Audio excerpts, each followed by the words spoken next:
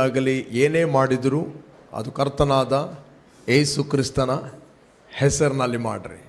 Praise God. ಹೆಸರು ಎಂಬುವಂಥದ್ದು nature ಮತ್ತು ಕ್ಯಾರೆಕ್ಟರನ್ನು ತೋರಿಸ್ತದೆ. Praise God. ನೇಚರ್ ಯಾರಿಗಾவது ನೀವು ಹೆಸರಿಡುತ್ತಿರುವಾಗ ದ ವೆರಿ ಇಂಪಾರ್ಟೆಂಟ್ ಅದು ಕ್ಯಾರೆಕ್ಟರ್ ಮತ್ತು ನೇಚರನ್ನು ತೋರಿಸ್ತದೆ. ಇವತ್ತು ನಮಗೆ ರಕ್ಷಣೆಗೆ ದೇವರೊಂದು ಹೆಸರನ್ನು ಕೊಟ್ಟಿದ್ದಾನೆ. ಕಮಾನ್, ಯಾವ ಹೆಸರು ಅದು? ಆಮೆನ್. Praise God. ಯೇಸುವಿನ ಹೆಸರು ಎಲ್ಲ ಯೇಸು ಅಲ್ಲ. There are so many Jesus. ಇಸ್ರಾಯೇಲ್ನಲ್ಲಿ ಕೆಲವರಿಗೆ ಯೇಸು ಅಂತ ಹೆಸರಿಡ್ತಾರೆ. ಫಿಲಿಪೈನ್ಸ್ನಲ್ಲಿ ತುಂಬ ಯೇಸು ಇದ್ದಾರೆ. ಕನ್ನಡದಲ್ಲಿ ಯೇಸು, ಆದರೆ ಅಲ್ಲಿ ಅವರು ಕರೆದದ್ದು ಯೆಹೋಶುವ. Praise God. ಹಿಬ್ರೂನವರಿಗೆ ಜೀಸಸ್ ಅಂತ ಕರೆಯಲಿಲ್ಲ, ಅವರು ಯೇಸು ಅಂತ ಕರೆಯಲಿಲ್ಲ, ಅವರು ಯೆಹೋಶುವ ಅಂತ ಉಚ್ಚರಿಸ್ತಾ ಇದ್ದರು. ಓಕೆ, ನೀವೇನು ಶೌಟ್ ಮಾಡಿದಿರಿ, ನೀವೇನು ಆರಾಧನೆ ಮಾಡಿದಿರಿ, ನಾಯ್ಸ್ ಮಾಡಿದಿರಿ, that is a Hebrew culture.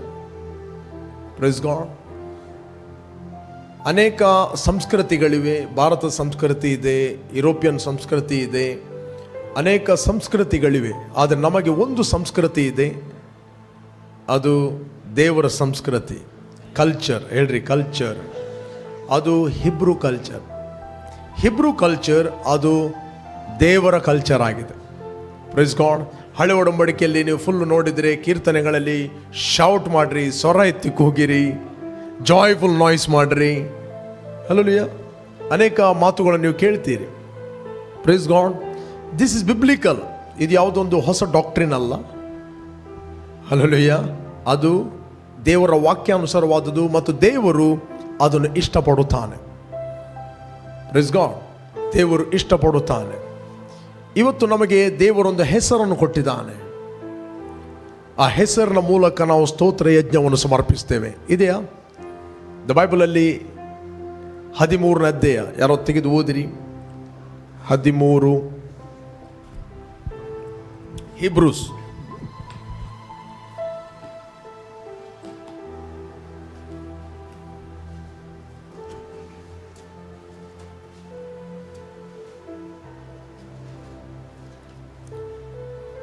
Okay, 13:14 ಓದಿರಿ. ಯಾಕಂದರೆ ಇಹದಲ್ಲಿ ಶಾಶ್ವತವಾದ ಪಟ್ಟಣವು ನಮಗಿಲ್ಲ, ಇನ್ನು ಮುಂದೆ ಆಗುವ ಪಟ್ಟಣವನ್ನು ಹಾರೈಸುತ್ತಾ ಇದ್ದೇವೆ. ಆದುದರಿಂದ ಆತನ ಮೂಲಕವಾಗಿಯೇ ದೇವರಿಗೆ ಸ್ತೋತ್ರ ಯಜ್ಞವನ್ನು ಎಡೆಬಿಡದೆ ಸಮರ್ಪಿಸೋಣ. ಆತನು ಕರ್ತನೆಂದು ಬಾಯಿಂದ ಪ್ರತಿಜ್ಞೆ ಮಾಡುವುದೇ ನಾವು ಅರ್ಪಿಸುವ ಯಜ್ಞವಾಗಿದೆ. Praise God. ಆತನು ಯಾರು? ಜೀಸಸ್. ಕಮಾಂಡ್. ಯೇಸುವಿನ ಹೆಸರಿನಲ್ಲಿ ದ ಬೈಬಲ್. ಆದ್ದರಿಂದ ಆತನ ಮೂಲಕವಾಗಿ ದೇವರಿಗೆ ಸ್ತೋತ್ರ ಯಜ್ಞವನ್ನು ಎಡೆಬಿಡದೆ ಸಮರ್ಪಿಸೋಣ. ಎಡೆ ಅಂತ ಹೇಳಿದ್ರೆ ಅದಕ್ಕೆ ಗ್ಯಾಪ್ ಇಲ್ಲ. Praise God. ಎಡೆಬಿಡದೆ ಸ್ತೋತ್ರ ಯಜ್ಞವನ್ನು ಸಮರ್ಪಿಸೋಣ. ಆತನು ಕರ್ತನೆಂದು ಬಾಯಿಂದ ಪ್ರತಿಜ್ಞೆ ಮಾಡೋದು, ಅದರ ಅರ್ಥ ಅರಿಕೆ ಮಾಡುವಂಥದ್ದು, ನಾವು ಅರ್ಪಿಸುವ ಯಜ್ಞವಾಗಿದೆ. ಇವತ್ತು ನೀವೇನು ಹೋರಿ ಕಡಿಬೇಕಾಗಿಲ್ಲ. ಹಲ್ಲೆಲೂಯಾ. ಹೋರಿ ಕಡಿಬೇಕಾಗಿಲ್ಲ, ಏನು ಮಾಡಬೇಕಾಗಿಲ್ಲ. ದೇವರು ಕ್ರಿಸ್ತನಲ್ಲಿ ಮಾಡಿ ಮುಗಿಸಿದ ಕೆಲಸವನ್ನು ನೀವು ಒಪ್ಪಿಕೊಂಡು ಹೇಳುವಂಥದ್ದು, ಅದು ದೇವರಿಗೆ ಸ್ತೋತ್ರ ಯಜ್ಞವನ್ನು ಸಮರ್ಪಿಸುವಂಥದ್ದು. ಕೀರ್ತನೆಗಾರನು ಹೇಳ್ತಾನೆ, ನಾವು ಕೈಗಳನ್ನು ಎತ್ತುವಂಥದ್ದು ಆತನಿಗೆ ಸಂಧ್ಯಾ ನೈವೇದ್ಯವಾಗಿಯೂ ನಮ್ಮ ಪ್ರಾರ್ಥನೆಯು ಧೂಪವಾಗಿಯೂ ಆತನಿಗೆ ಸಮರ್ಪಣೆ ಆಗುತ್ತದೆ. 141ನೇ ಕೀರ್ತನೆ. ನೀವು ಕೈಗಳನ್ನು ಎತ್ತುವಂಥದ್ದು, ದ ಬೈಬಲ್ ಹೇಳ್ತದೆ, ಆತನಿಗೆ ಸಂಧ್ಯಾ ನೈವೇದ್ಯ ಅಂದರೆ ಈವ್ನಿಂಗ್ ಸ್ಯಾಕ್ರಿಫೈಸ್, ಸಂಜೆಯ ನೈವೇದ್ಯ, ಸಮರ್ಪಣೆ, ಸ್ಯಾಕ್ರಿಫೈಸ್. ಓಕೆ, 141ನೇ ಕೀರ್ತನೆ 2ನೇ ವಚನ. ನನ್ನ ಪ್ರಾರ್ಥನೆಯು ಧೂಪದಂತೆಯೂ ನಾನು ಕೈ ಎತ್ತುವಂಥದ್ದು ಸಂಧ್ಯಾ ನೈವೇದ್ಯದಂತೆಯೂ ನಿನಗೆ ಸಮರ್ಪಕವಾಗಲಿ. Price God. ನೀವು ಸಭೆಗೆ ಬಂದು ಕೈಗಳನ್ನು ಎತ್ತುವಂಥದ್ದು ಅದು ಮಾರ್ನಿಂಗ್ ಎಕ್ಸಸೈಸ್ ಅಲ್ಲ. Praise God. ಕೈಗಳನ್ನು ಎತ್ತಿರಿ, ಕೈಗಳನ್ನು ಕೆಳಗೆ ಹಾಕಿರಿ. No, spiritually something will happen. Praise god.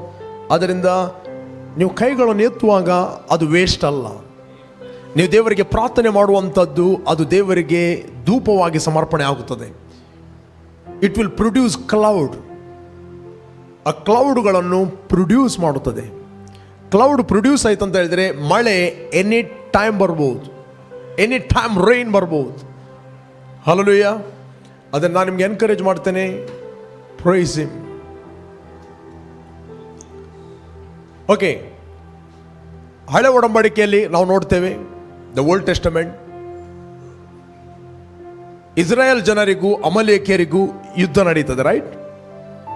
ಯಾವಾಗ ಮೋಶೆ ಕೈಗಳನ್ನು ಎತ್ತಿ ಪ್ರಾರ್ಥನೆ ಮಾಡುತ್ತಿರುವಾಗ, ಕೈಗಳನ್ನೆತ್ತಿ, ದ ಬೈಬಲ್ ಹೇಳ್ತದೆ ಇಸ್ರಾಯೇಲರು ಬಲಗೊಳ್ತಾ ಇದ್ದರು, ಇಸ್ರಾಯೇಲರು ಸ್ಟ್ರೆಂಥನ್ ಆಗ್ತಾ ಇದ್ದರು, ಅಮಲೇಕ್ಯರು ಬಲಹೀನರಾಗ್ತಾ ಇದ್ದರು. ಅವರು ಯಾವಾಗ ಮೋಶೆ ಕೈ ನೋವಾಗ್ತಾ ಅಂತ ಕೈ ಕೆಳಗೆ ಹಾಕಿದ, ಆಗ ಅಮಲೇಕ್ಯರು ಬಲ ಹೊಂದ್ತಾ ಇದ್ದರು, ಇಸ್ರಾಯೇಲರು ಪೆಟ್ಟು ತಿಂತಾ ಇದ್ದರು. ಇಸ್ರಾಯೇಲರು ಪೆಟ್ಟು ತಿಂತಾ ಇದ್ದರು.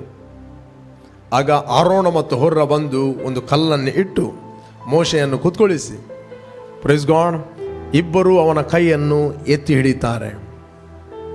ಅದು ತೋರಿಸ್ತದೆ ಯೂನಿಟಿ, ಐಕ್ಯತೆ.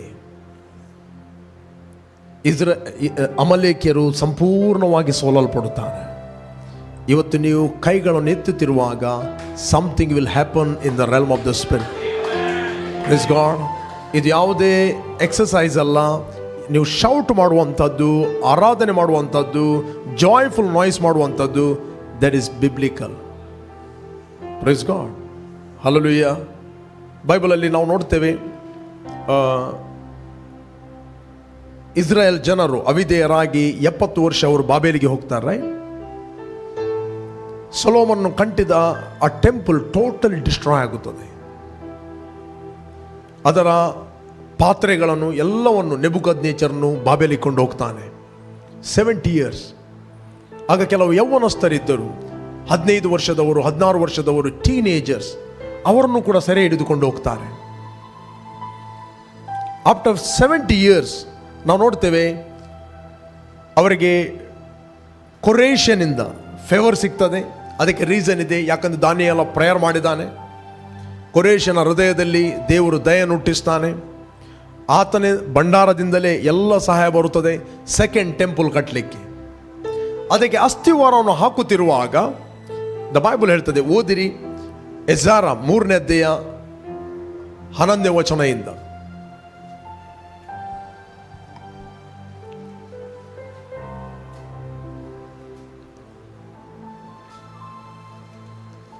ಪರಸ್ಪರವಾಗಿ ಹಾಡುತ್ತಾ ಯೆಹೋವನನ್ನು ಕೀರ್ತಿಸಿದ, ಆತನು ಒಳ್ಳೆಯವನು, ಆತನ ಕೃಪೆಯು ಇಸ್ರಾಯೇಲರ ಮೇಲೆ ಶಾಶ್ವತವಾದೆಂದು ಕೃತಜ್ಞತಾಸ್ತುತಿ ಮಾಡಿದರು.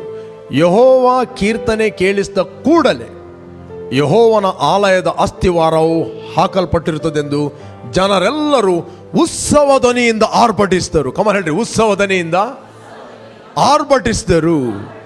ನೆಕ್ಸ್ಟ್, ಆದರೆ ಯಾಜಕರಲ್ಲಿಯೂ ಲೇವಿಯರಲ್ಲಿಯೂ ಓದಿ, ಗೋತ್ರ ಪ್ರಧಾನರಲ್ಲಿಯೂ ಅನೇಕರು, ಅಂದರೆ ಮುಂಚಿನ ದೇವಾಲಯವನ್ನು ನೋಡಿದ್ದ ಮುದುಕರು ತಮ್ಮ ಕಣ್ಣು ಮುಂದೆ ದೇವಾಲಯದ ಅಸ್ಥಿವಾರವು ಹಾಕಲ್ಪಡುವುದನ್ನು ನೋಡುವಾಗ ಬಹಳವಾಗಿ ಅತ್ತರು. ಬೇರೆ ಹಲವರು ಹರ್ಷಧ್ವನಿಯಿಂದ ಆರ್ಭಟಿಸಿದರು. 2 ಗುಂಪು ಇತ್ತು ಇಲ್ಲಿ. Praise God. ಒಂದು ಮುದುಕರಂದ್ರೆ ಅವರು 15 ವರ್ಷ 16 ವರ್ಷದ ಮುದುಕರು, ಅವರು ಬಾಬೇಲಿಗೆ ಒಯ್ಯಲ್ಪಟ್ಟಿದ್ದರು. ಅಲ್ಲಿಂದ ಅವರಿಗೆ ಬರುವಾಗ ಎಲ್ಲ 85 ಮೇಲೆ, ಇವರು ಆಲ್ರೆಡಿ ಮುದುಕರಾಗಿದ್ದಾರೆ. ಮುದುಕರು ಮುಂಚಿನ ಆಲಯವನ್ನು ಅವರು ನೋಡಿದ್ದಾರೆ, ಸೊಲೊಮೋನನು ಕಟ್ಟಿಸಿದ ಆಲಯವನ್ನು ಅವರು ನೋಡಿದ್ದಾರೆ. ಅವರ ಕಣ್ಣ ಮುಂದೆ ಆಲಯ ಡಿಸ್ಟ್ರಾಯ್ ಆದುದನ್ನು ಅವರು ನೋಡಿದ್ದಾರೆ. ಆದರೆ ಆಫ್ಟರ್ 70 years ಆಲಯಕ್ಕೆ ಪುನಃ ಅಸ್ಥಿವಾರವನ್ನು ಹಾಕುತ್ತಿರುವಾಗ ಎಲ್ಲ ಪ್ರಾಮಿಸ್ಗಳು ಅವರಿಗೆ ನೆನಪು ಬಂತು. ಯಾಕಂದರೆ ದೇವರು ಹೇಳಿದ 70 ವರ್ಷ ನಾನು ಬಾಬೇಲಿಗೆ ನಿಮ್ಮನ್ನು ಕೊಡ್ತೇನೆ. ಆ 70 ವರ್ಷಗಳು ಮುಗಿದವು. 70 ವರ್ಷಗಳು ಮುಗಿದ ನಂತರ ಪುನಃ ನಿಮ್ಮನ್ನು ನಾನು ಕರ್ಕೊಂಡು ಬರುತ್ತೇನೆ. ಅದೆಲ್ಲ ನೆರವೇರಿದ್ದನ್ನು, ಅಸ್ಥಿವಾರ ಪುನಃ ಹಾಕಲ್ಪಟ್ಟದನ್ನು ನೋಡಿ ಬೈಬಲ್ ಹೇಳುತ್ತೆ ಅವರು ಬಹಳವಾಗಿ ಅತ್ತರು. ಯೌವನಸ್ಥರಿಗೆ ಅದೆಲ್ಲ ಗೊತ್ತಿಲ್ಲ. ಮೊನ್ನೆ ಯಾರೋ ಒಂದು ವಿಡಿಯೋ ಕಳಿಸಿದ್ದಾರೆ, ಪ್ರಾಯದವರು ಮಾತಾಡೋದು, ನಮ್ಮ ಕಾಲದಲ್ಲಿ ಹೀಗೆಲ್ಲ ಇತ್ತ, 2 ರೂಪಾಯಿ ಕೊಟ್ಟರೆ ಇಷ್ಟು ಬೋಲೆ ಸಿಗ್ತಾ ಇತ್ತು ಪೆಲ್ತಾಡಿ. ಹಾಗೆ ಇನ್ನೊಬ್ಬ ಅಜ್ಜಿ ಹೇಳ್ತಾರೆ, ಈಗ ಮನುಷ್ಯನದ್ದು ಎಜುಕೇಶನ್ ಜಾಸ್ತಿ ಆಗಿದೆ. ಇನ್ನೊಬ್ಬ ಅಜ್ಜಿ ಹೇಳ್ತಾರೆ, ಈಗ ಎಜುಕೇಶನ್ ಇಲ್ಲ, ಈಗ ಕೇವಲ ಮೊಬೈಲಲ್ಲಿ. ಈಗ ಇಷ್ಟು ದೊಡ್ಡ ಮಗುವಿಗೆ ಕೂಡ ತೊಟ್ಟಿಲಲ್ಲಿ ಕೂಡ ಮೊಬೈಲ್ ಬೇಕು, ಇಲ್ಲದ್ರೆ ಮಲಗುವುದಿಲ್ಲ ಅದು. ಇನ್ನೊಂದು ಅಜ್ಜಿ ಹೇಳ್ತಾರೆ, ದೇವರ ಕೋಪ ಬಂದಿದೆ. ದೇವರ ಕೋಪ ಅಲ್ಲ, ಇನ್ನೊಂದು ಅಜ್ಜಿ ಹೇಳ್ತದೆ, ಮನುಷ್ಯನು ಮಾಡಿದ ಪಾಪವನ್ನು ತಿನ್ನು. ಅವರವರ ಕನ್ವರ್ಸೇಷನ್ ಅನ್ನು ಯಾರೋ ಒಂದು ಶೂಟ್ ಮಾಡಿ ಫೇಸ್ಬುಕ್ ಅಲ್ಲಿ ಹಾಕಿದ್ರೆ ಎಷ್ಟು ಮಂದಿ ನೋಡಿದ್ದೀರಿ? ಆ ಸೀನ್ ನೋಡುವಾಗ ನಾನು ನೆನಪು ಬಂತು, ಹೇಳುವುದಿಲ್ಲ ನಾನು ಯಾಕಂದ್ರೆ ಅದೇ ರೀತಿ ಮಾತಾಡುವುದನ್ನು ನಾನು ನೋಡಿದೆ. ನಾನು ಇರಲಿ, ಈ ಮುದುಕರು ಬಹಳವಾಗಿ ಅತ್ತರು, ಯಾಕಂದ್ರೆ ಅವರು ಹಿಂದಿನ ಆಲಯವನ್ನು ನೋಡಿದ್ದಾರೆ. ದ ಬೈಬಲ್ ಇರ್ತದೆ, ಬೇರೆ ಹಲವರು ಹರ್ಷಧ್ವನಿಯಿಂದ ಆರ್ಭಟಿಸಿದರು. ನೆಕ್ಸ್ಟ್, ಜನರು ಮಹಾಧ್ವನಿಯಿಂದ ಆರ್ಭಟಿಸುತ್ತಿದ್ದುದರಿಂದ ಹರ್ಷಧ್ವನಿ ಯಾವುದೋ ಅಳುವವರ ಧ್ವನಿ ಯಾವುದೋ ಗೊತ್ತಾಗಲಿಲ್ಲ. ಜನರು ಮಹಾಧ್ವನಿಯಿಂದ ಆರ್ಭಟಿಸಿದ್ದರಿಂದ ಹರ್ಷಧ್ವನಿ ಯಾವುದೋ ಅಳುವವರ ಧ್ವನಿ ಯಾವುದೋ ಗೊತ್ತಾಗಲಿಲ್ಲ. ತೆಲ್ಪುವೇರ ಬುಲ್ಪುವೇರ ಗೊತ್ತಿದೆ.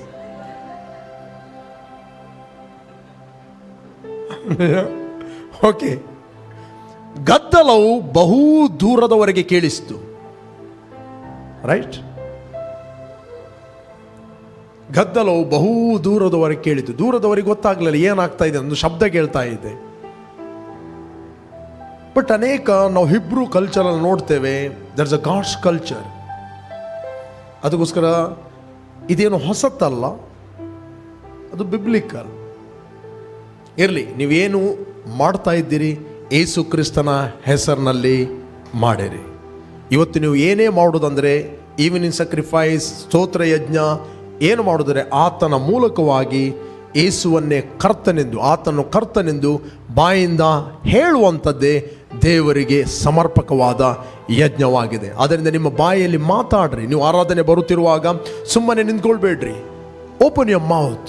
ಸಿಂಗಿಂಗ್ ಮಾಡುವುದಾದರೆ ಸಿಂಗಿಂಗ್ ಮಾಡ್ರಿ, ನಿಮ್ಮ ಹೃದಯಪೂರ್ವಕವಾಗಿ ನೀವು ಹೇಳುವುದಾದರೆ ಹೇಳ್ರಿ. Something will happen. ನೀವು ಸ್ತೋತ್ರ ಮಾಡುತ್ತಿರುವಾಗ ಒಂದು ವೇಳೆ ನೀವು ಯಾವುದೇ ಒಂದು ಭಾರದಿಂದ ಬರ್ಬೋದು, ಡಿಪ್ರೆಷನ್ನಿಂದ ಬರ್ಬೋದು, ಒತ್ತಡದಿಂದ ಬರ್ಬೋದು, ಅದು ಕುಗ್ಗುವಿಕೆಯಿಂದ ಬರ್ಬೋದು. ಅದೆಲ್ಲ ಅಸ್ಥಿವಾರಗಳು, ಸಂಕೊಲೆಗಳು ತನ್ನಷ್ಟಕ್ಕೆ ಮುರಿಯಲ್ಪಡುತ್ತವೆ. ಹಲ್ಲೆಲೂಯ. ಯಾವಾಗ ನೀವು ಒಟ್ಟಾಗಿ ಕರ್ತನಿಗೆ ಬಾಯಿ ತೆರೆದು ಸ್ತೋತ್ರವನ್ನು ಮಾಡುತ್ತಿರುವಾಗ ದುಷ್ಟನ ಯೋಜನೆಗಳು, ದುಷ್ಟನ ಸ್ಟ್ರಾಟರ್ಜಿ ಅದು ತನ್ನಷ್ಟಕ್ಕೆ ಅದು ಮುರಿಯಲ್ಪಡುತ್ತದೆ. Hallelujah. There is power in the name of Jesus. ಕೆಲವೊಮ್ಮೆ ಹೆಸರಿರ್ತದೆ, ಫಸ್ಟ್ ನಾವು ರೆಕಗ್ನೈಸ್ ಮಾಡಬೇಕು ಆ ಹೆಸರಿಗೆ ಎಷ್ಟು ಪವರ್ ಇದೆ ಅಂತ. ನರೇಂದ್ರ ಮೋದಿ ಎಂದವರು ಅನೇಕರಿದ್ದಾರೆ ಗುಜರಾತಲ್ಲಿ. ಆದರೆ ನರೇಂದ್ರ ಮೋದಿ ಪ್ರೈಮ್ ಮಿನಿಸ್ಟರ್, ಆ ಹೆಸರಿಗೊಂದು ಪವರ್ ಇದೆ. Right, is the president of India, prime minister of India, not president. Praise God. ಅವರು ಭಾರತ ದೇಶದ ಪ್ರಧಾನಮಂತ್ರಿ ಆಗಿದೆ, ಅವರಿಗೆ ಪವರ್ ಇದೆ.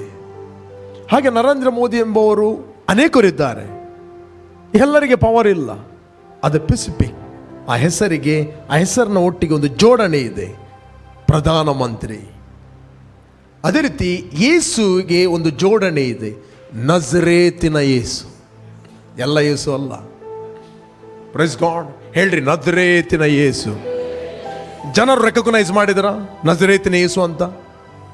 ಓದಿರಿ 21ನೇ ಅಧ್ಯಾಯ 11ನೇ ವಚನ, ಮತ್ತಾಯನ ಬರೆದ ಸುವಾರ್ತೆ.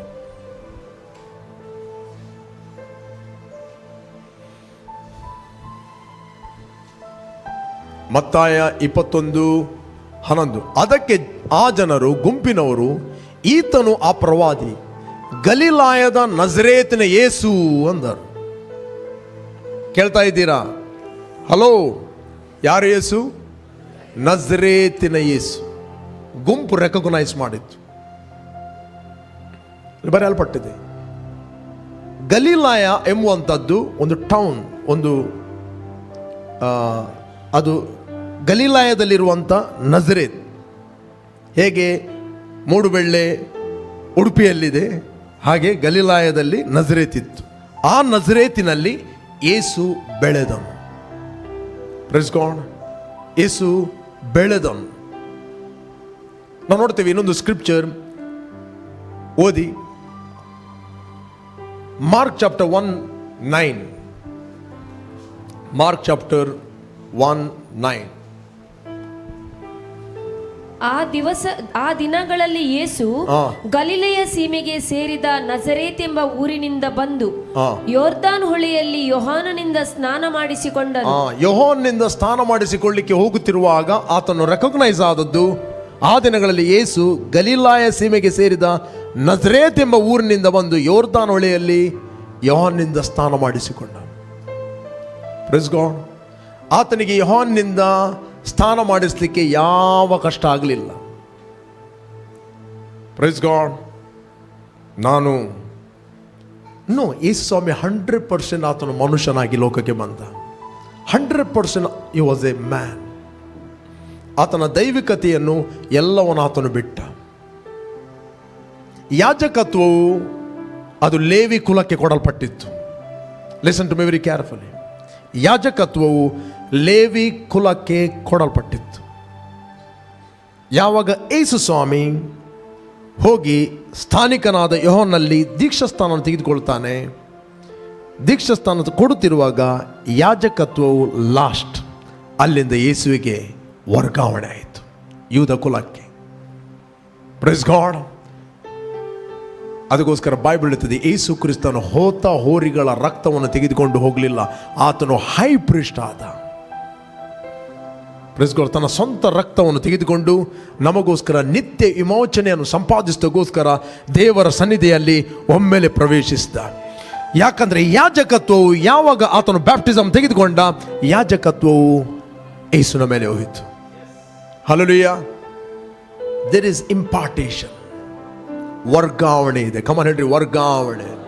ಈವನ್ ಡೀಮನ್ಗಳು ರೆಕಗ್ನೈಸ್ ಮಾಡಿದ್ರು, ದುರಾತ್ಮಗಳು ರೆಕಗ್ನೈಸ್ ಮಾಡಿದ್ರು. ಇದೇ ಬೈಬಲಲ್ಲಿ ಓದಿರಿ. ಮಾರ್ಕನು ಬರೆದ ಸುವಾರ್ತೆಯಲ್ಲಿ 1ನೇ ಅಧ್ಯಾಯ 23ನೇ ವಚನ 24 ಓದಿರಿ. ಆಗ ಅವರ ಸಭಾಮಂದಿರದಲ್ಲಿ ದೆವ್ವ ಹಿಡಿದ ಒಬ್ಬ ಮನುಷ್ಯನಿದ್ದನು. ಆ ದೆವ್ವವು ನಜರೇತಿನ ಯೇಸುವೆ. ಏನು ಕರೆಯುತ್ತಾ ಇದೆ ದೆವ್ವ? ಸುಮ್ಮನೆ ಯೇಸು ಅಂತ ಕರೆಯುವುದಿಲ್ಲ, ಅಡ್ರೆಸ್ ಹಿಡಿದು ಕರೀತಾ ಇದ್ದ, ನಜರೇತಿನ ಯೇಸುವೆ. ಆ ದೆವ್ವವು ನಜರೇತಿನ ಯೇಸುವೆ, ನಮ್ಮ ಗೋಡವೇ ನಿನಗೆ ಯಾಕೆ, ನಮ್ಮನ್ನು ನಾಶ ಮಾಡುವುದಕ್ಕೆ ಬಂದಿಯಾ? ನಿನ್ನನ್ನು ಬಲ್ಲೆನು, ನೀನು ದೇವರು ಪ್ರತಿಷ್ಠಿತವನೇ ಎಂದು ಕೂಗಿ ಹೇಳಿತ್ತು. ಓದಿರಿ 4ನೇ ಅಧ್ಯಾಯ 34ನೇ ವಚನ, ಲೂಕನು ಬರೆದ ಸುವಾರ್ತೆಯಲ್ಲಿ. Luke chapter 4:34.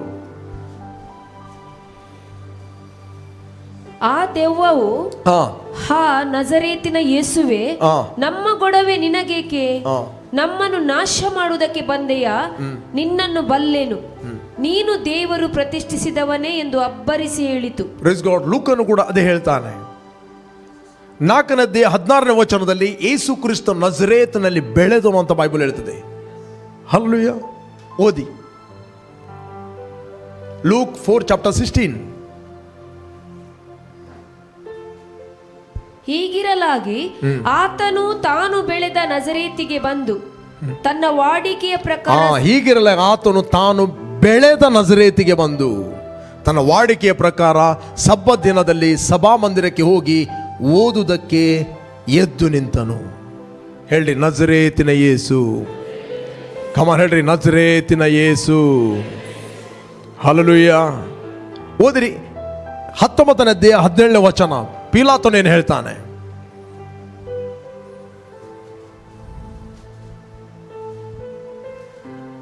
ಯೋಹಾನ ಸುವಾರ್ತೆಯಲ್ಲಿ 19ನೇ ಅಧ್ಯಾಯ 17ನೇ ವಚನ. ಅವರು ಯೇಸುವನ್ನು ತೆಗೆದುಕೊಂಡು ಹೋದರು. ಆತನು ತನ್ನ ಶಿಲುಬೆಯನ್ನು ತಾನೇ ಹೊತ್ತುಕೊಂಡು ಕಪಾಲ ಸ್ಥಳವೆಂಬ ಸ್ಥಾನಕ್ಕೆ ಹೋದನು. ಇದಕ್ಕೆ ಇಬ್ರಿಯ ಮಾತಿನಲ್ಲಿ ಗೊಲ್ಗೊತ ಎಂದು ಹೆಸರು. ಅಲ್ಲಿ ಆತನನ್ನು ಆತನ ಸಂಗಡ ಇನ್ನಿಬ್ಬರನ್ನು ಶಿಲುಬೆಗೆ ಹಾಕಿದರು. ಅವರಲ್ಲಿ ಆ ಕಡೆ ಒಬ್ಬನನ್ನು ಈ ಕಡೆ ಒಬ್ಬನನ್ನು ನಡುವೆ ಯೇಸುವನ್ನು ಇಟ್ಟರು. ಇದಲ್ಲದೆ ಪಿಲಾತನು ಒಂದು ವಿಳಾಸವನ್ನು ಬರೆದು ಆತನ ಶಿಲುಬೆಯ ಮೇಲ್ಗಡೆ ಹಚ್ಚಿಸಿದನು. ಅದೇನೆಂದರೆ ನಜರೇತಿನ ಯೇಸು. ನಜರೇತಿನ ಯೇಸು. ಪಿಲಾತ ಕೂಡ ರೆಕಗ್ನೈಸ್ ಮಾಡಿದ ನಜರೇತಿನ ಯೇಸು. ದೆವ್ವಗಳು ರೆಕಗ್ನೈಸ್ ಮಾಡಿದ್ರು ನಜರೇತಿನ ಯೇಸು. ಕ್ರೌಡ್ ರೆಕಗ್ನೈಸ್ ಮಾಡಿದ್ರು ನಜರೇತಿನ ಯೇಸು. ಹಲ್ಲೆಲೂಯಾ. ಆತನು ಬೆಳೆದದ್ದು ನಜರೇತಿನಲ್ಲಿ. ನಜರೇತ್ ಬೇರೆ, ನಜರಾಯ ಬೇರೆ.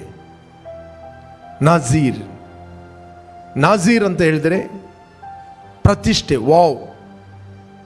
ನಾವು ನೋಡ್ತೇವೆ ಅರಣ್ಯ ಕಾಂಡದಲ್ಲಿ 6ನೇ ಅಧ್ಯಾಯದಲ್ಲಿ ಓದ್ಲಿಕ್ಕೆ ಹೋದ್ರೆ ಸಿಗ್ತದೆ ನಾಜೀರನ ವ್ರತ ಅಂತ. ಅವನು ಕೂದಲು ಬಿಡಬೇಕು, ಗಡ್ಡ ಬಿಡಬೇಕು, ಇದು ವ್ರತ. ಅರಣ್ಯ ಕಾಂಡ 6ನೇ ಅಧ್ಯಾಯದಲ್ಲಿ. ನಾನು ತೆಗೆಯೋದಿಲ್ಲ, ಮನೆಗೆ ಓದಿ. Press god. ನಜರೇತ್ ಬೇರೆ. ನಜರೇತ್ ಎಂಬುವಂಥದ್ದು ಅದು ಊರು. ಕೆಲವು ಕೇಳ್ತಾರೆ ಯೇಸು ಸ್ವಾಮಿ ಯಾಕೆ ಗಡ್ಡ ಬಿಟ್ಟದ್ದು? ಹಲ್ಲೆಲೂಯಾ. ಓಕೆ, ಯೇಸು ಸ್ವಾಮಿ ತನ್ನ ಬಗ್ಗೆ ಏನು ಹೇಳ್ತಾನೆ ಓದಿರಿ. ಯೇಸು ಬಗ್ಗೆ ತನ್ನ ಬಗ್ಗೆ ಏನು ಹೇಳ್ತಾನೆ ಓದಿ. ಅಪೊಸ್ತಲ ಕೃತ್ಯ 22ನೇ ಅಧ್ಯಾಯ 7, 8, 9ನೇ ವಚನ ಓದಿ. ಅಪೊಸ್ತಲ ಕೃತ್ಯ. ಕಮಾನ್ ಕ್ವಿಕ್ಲಿ. ನಾನು ಆಗ ಸೌಲನೇ ನನ್ನನ್ನು ಯಾಕೆ ಹಿಂಸೆ ಪಡಿಸುತ್ತಿ ಎಂದು ನನಗೆ ಹೇಳಿದ ಒಂದು ಶಬ್ದವನ್ನು ಕೇಳಿದೆನು. ಅದಕ್ಕೆ ನಾನು, ಕರ್ತನೇ ನೀನಾರು ಎಂದು ಕೇಳಲು ಆತನು, ನೀನು ಹಿಂಸೆ ಪಡಿಸುವ ನಜರೇತಿನ ಯೇಸುವೇ ನಾನು ಎಂದು ನನಗೆ ಹೇಳಿದನು. Praise God. ಕೇಳ್ತಾ ಇದ್ದೀರಾ? ಸೌಲನು ಸಭೆಯನ್ನು ಹಿಂಸೆ ಪಡಿಸ್ತಾ ಇದ್ದಾನೆ, ಟಾರ್ಚರ್ ಪಡಿಸ್ತಾ ಇದ್ದಾನೆ.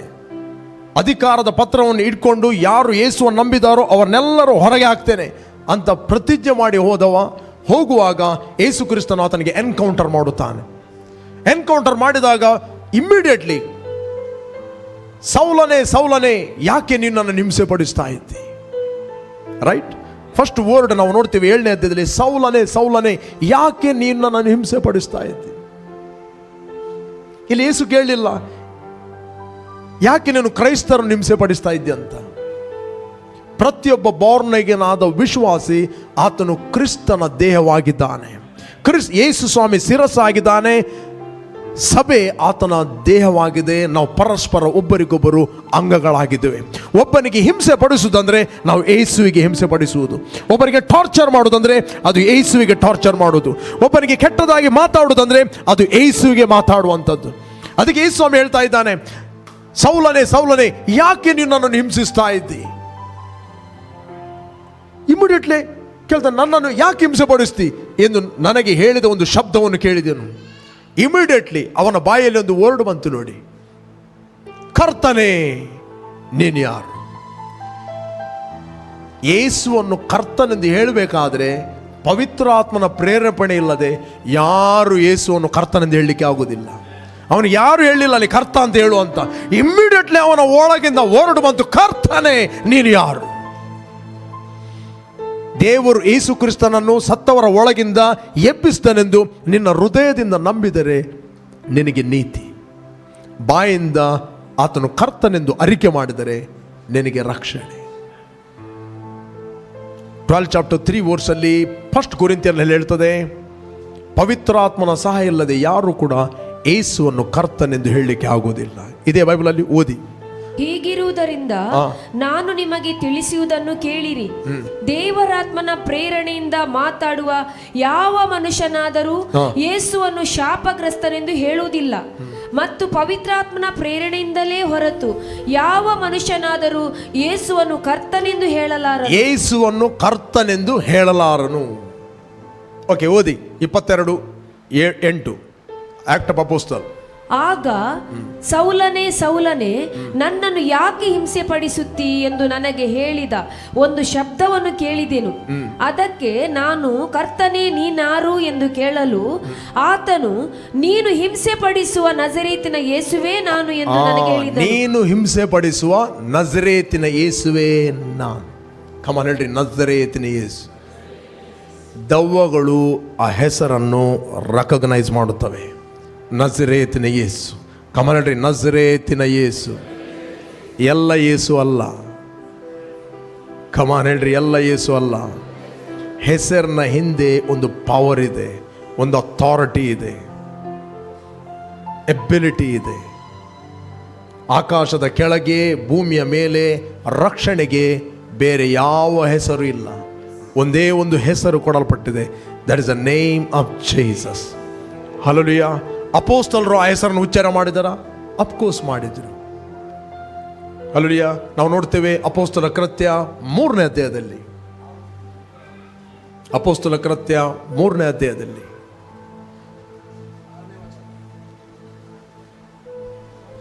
6ನೇ ವಚನದಲ್ಲಿ ಅವರು ಮಧ್ಯಾಹ್ನದ ಹೊತ್ತಿಗೆ ದೇವಾಲಯಕ್ಕೆ ಪ್ರಾರ್ಥನೆ ಮಾಡಲಿಕ್ಕೆ ಹೋಗ್ತಾ ಇದ್ದರು.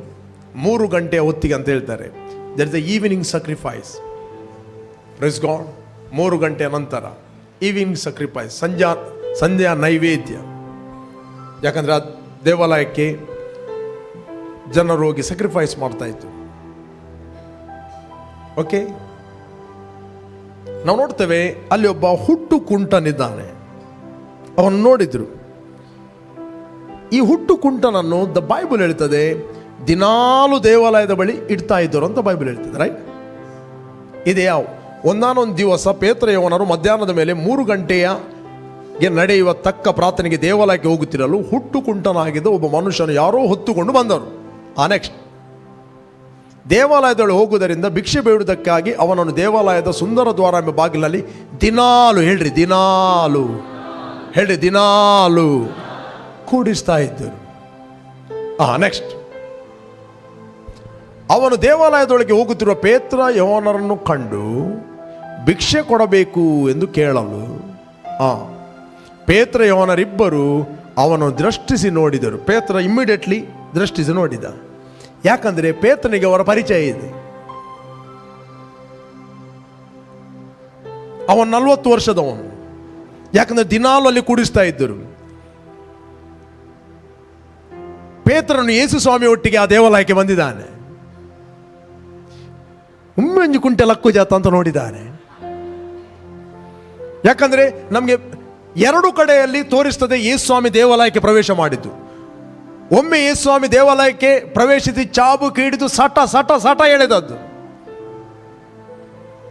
ಓದಿದ್ದೀರಾ? ಎಲ್ಲ ದೇವಾಲಯ ಕ್ಲೀನ್. ಅಲ್ಲಿ ಏನಿದ್ದರು? ಮಾರುವವರಿದ್ದರು. ರೈಟ್?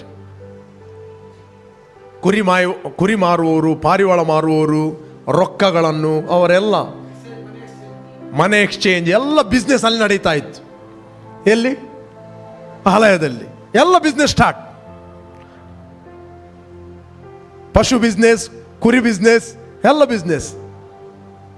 ನೋಡಿ ಎಲ್ಲಿವರೆಗೆ ಆ ಬಿಸ್ನೆಸ್ ಬಂತು ಅಂತ ಹೇಳಿದ್ರೆ ಒಳಗೆ ಆ್ಯಕ್ಚುಲಿ ಒಬ್ಬ ಪಾಪಿ ಏನು ಮಾಡಬೇಕಂತ ಹೇಳಿದರೆ ಅವನು ಸಮಾಧಾನ ಯಜ್ಞ, ದೋಷ ಪರಿಹಾರಕ ಯಜ್ಞವನ್ನು ಸಮರ್ಪಿಸಬೇಕಾದ್ರೆ ಪಾಪ ಮಾಡಿದವನು ಆ ಕುರಿಯನ್ನು ಹೊತ್ತುಕೊಂಡು ಹೋಗಬೇಕು. ರೈಟ್? ಅವನೇ ಹೊತ್ತುಕೊಂಡು ಹೋಗಬೇಕು, ಬೇರೆ ಯಾರಲ್ಲ. ಮತ್ತು ಅವನು ಯಾಜಕನಿಗೆ ಕೊಡಬೇಕು. ಯಾಜಕನು ಅದನ್ನು ಚೆಕ್ ಮಾಡ್ತಾನೆ. ಮತ್ತು ಲೈನಲ್ಲಿ ನಿಲ್ಲಿಕ್ಕಿದೆ ಬಿಸಿಲಿಗೆ. ಒಟ್ಟಾರೆ ಹೋಗಿ ಇನ್ನು ಕುರಿ ಕೊಡ್ಲಿಕ್ಕಿಲ್ಲ.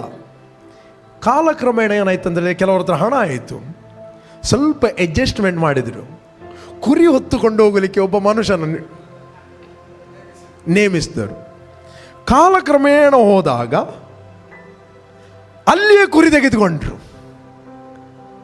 ದೇವಾಲಯದ ಹೊರಗೆ ಕುರಿಯ ಬಿಸ್ನೆಸ್ ಸ್ಟಾರ್ಟ್ ಆಯಿತು. ಅದು ಎಲ್ಲಿವರೆಗೆ ಸ್ಟಾರ್ಟ್ ಆಯ್ತು ಅಂತ ಹೇಳಿದರೆ ಕುರಿಯ ಬಿಸ್ನೆಸ್ ಹೊರಗಿದ್ದದು ಕ್ರಮೇಣ ಒಳಗೆ ಬಂತು. ಹಲೋ, ಪಾರಿವಾಳ ಮತ್ತೆ ಕುರಿಗಳು ಯಾಕೆ? ಯಜ್ಞ ಸಮರ್ಪಿಸಲಿಕ್ಕೆ. ಎಲ್ಲ ಸಂಗತಿಗಳು ಒಳಗೆ ಬರುವಂಥದ್ದು ಮೆಲ್ಲ ಮೆಲ್ಲ, ಅದು ಸ್ಪೀಡ್ ಬರುವುದಿಲ್ಲ. ಆ್ಯಕ್ಚುಲಿ ಪಾಪಿ ಅದನ್ನು ಹೊತ್ತುಕೊಂಡು ಹೋಗಬೇಕಿತ್ತು ಮನೆಯಿಂದ. ಆಗೆಲ್ಲರಿಗೂ ಗೊತ್ತಾಗ್ತದೆ, ಮೆಂಚಿನೋ ಮಲ್ದೆ ಅಂತ, ಕುರಿ ಹೊತ್ತುಕೊಂಡು ಹೋಗ್ತಾ ಇದ್ದಾನೆ. ಈಗ ಸ್ವಲ್ಪ ಮರ್ಯಾದೆಯ ಪ್ರಶ್ನೆ. ಇಮಿಡಿಯೇಟ್ಲಿ ಒಂದು ಜನ ಹಿಡಿದ್ರು, ಅವನ ತಲೆ ಕುತ್ತಿಗೆಯ ಮೇಲೆ ಇಟ್ಟರು. ಯಾರಿಗೂ ಡೌಟ್ ಇಲ್ಲ, ಇವನು ರಾಜಾರೋಷವಾಗಿ ಹೋಗ್ತಾನೆ, ಎಲ್ಲರೂ ಅನ್ನಿಸುವುದು ಇವನೇ ಅಂತ. ಅವನಿಗೆ ಏನು ಪಾಪ, ಸ್ವಲ್ಪ ಕಾಸು ಸಿಕ್ಕಿದ್ರು ಪಾಪಿ ಹೇಳಿ ಏನೇ ಹೇಳಿ.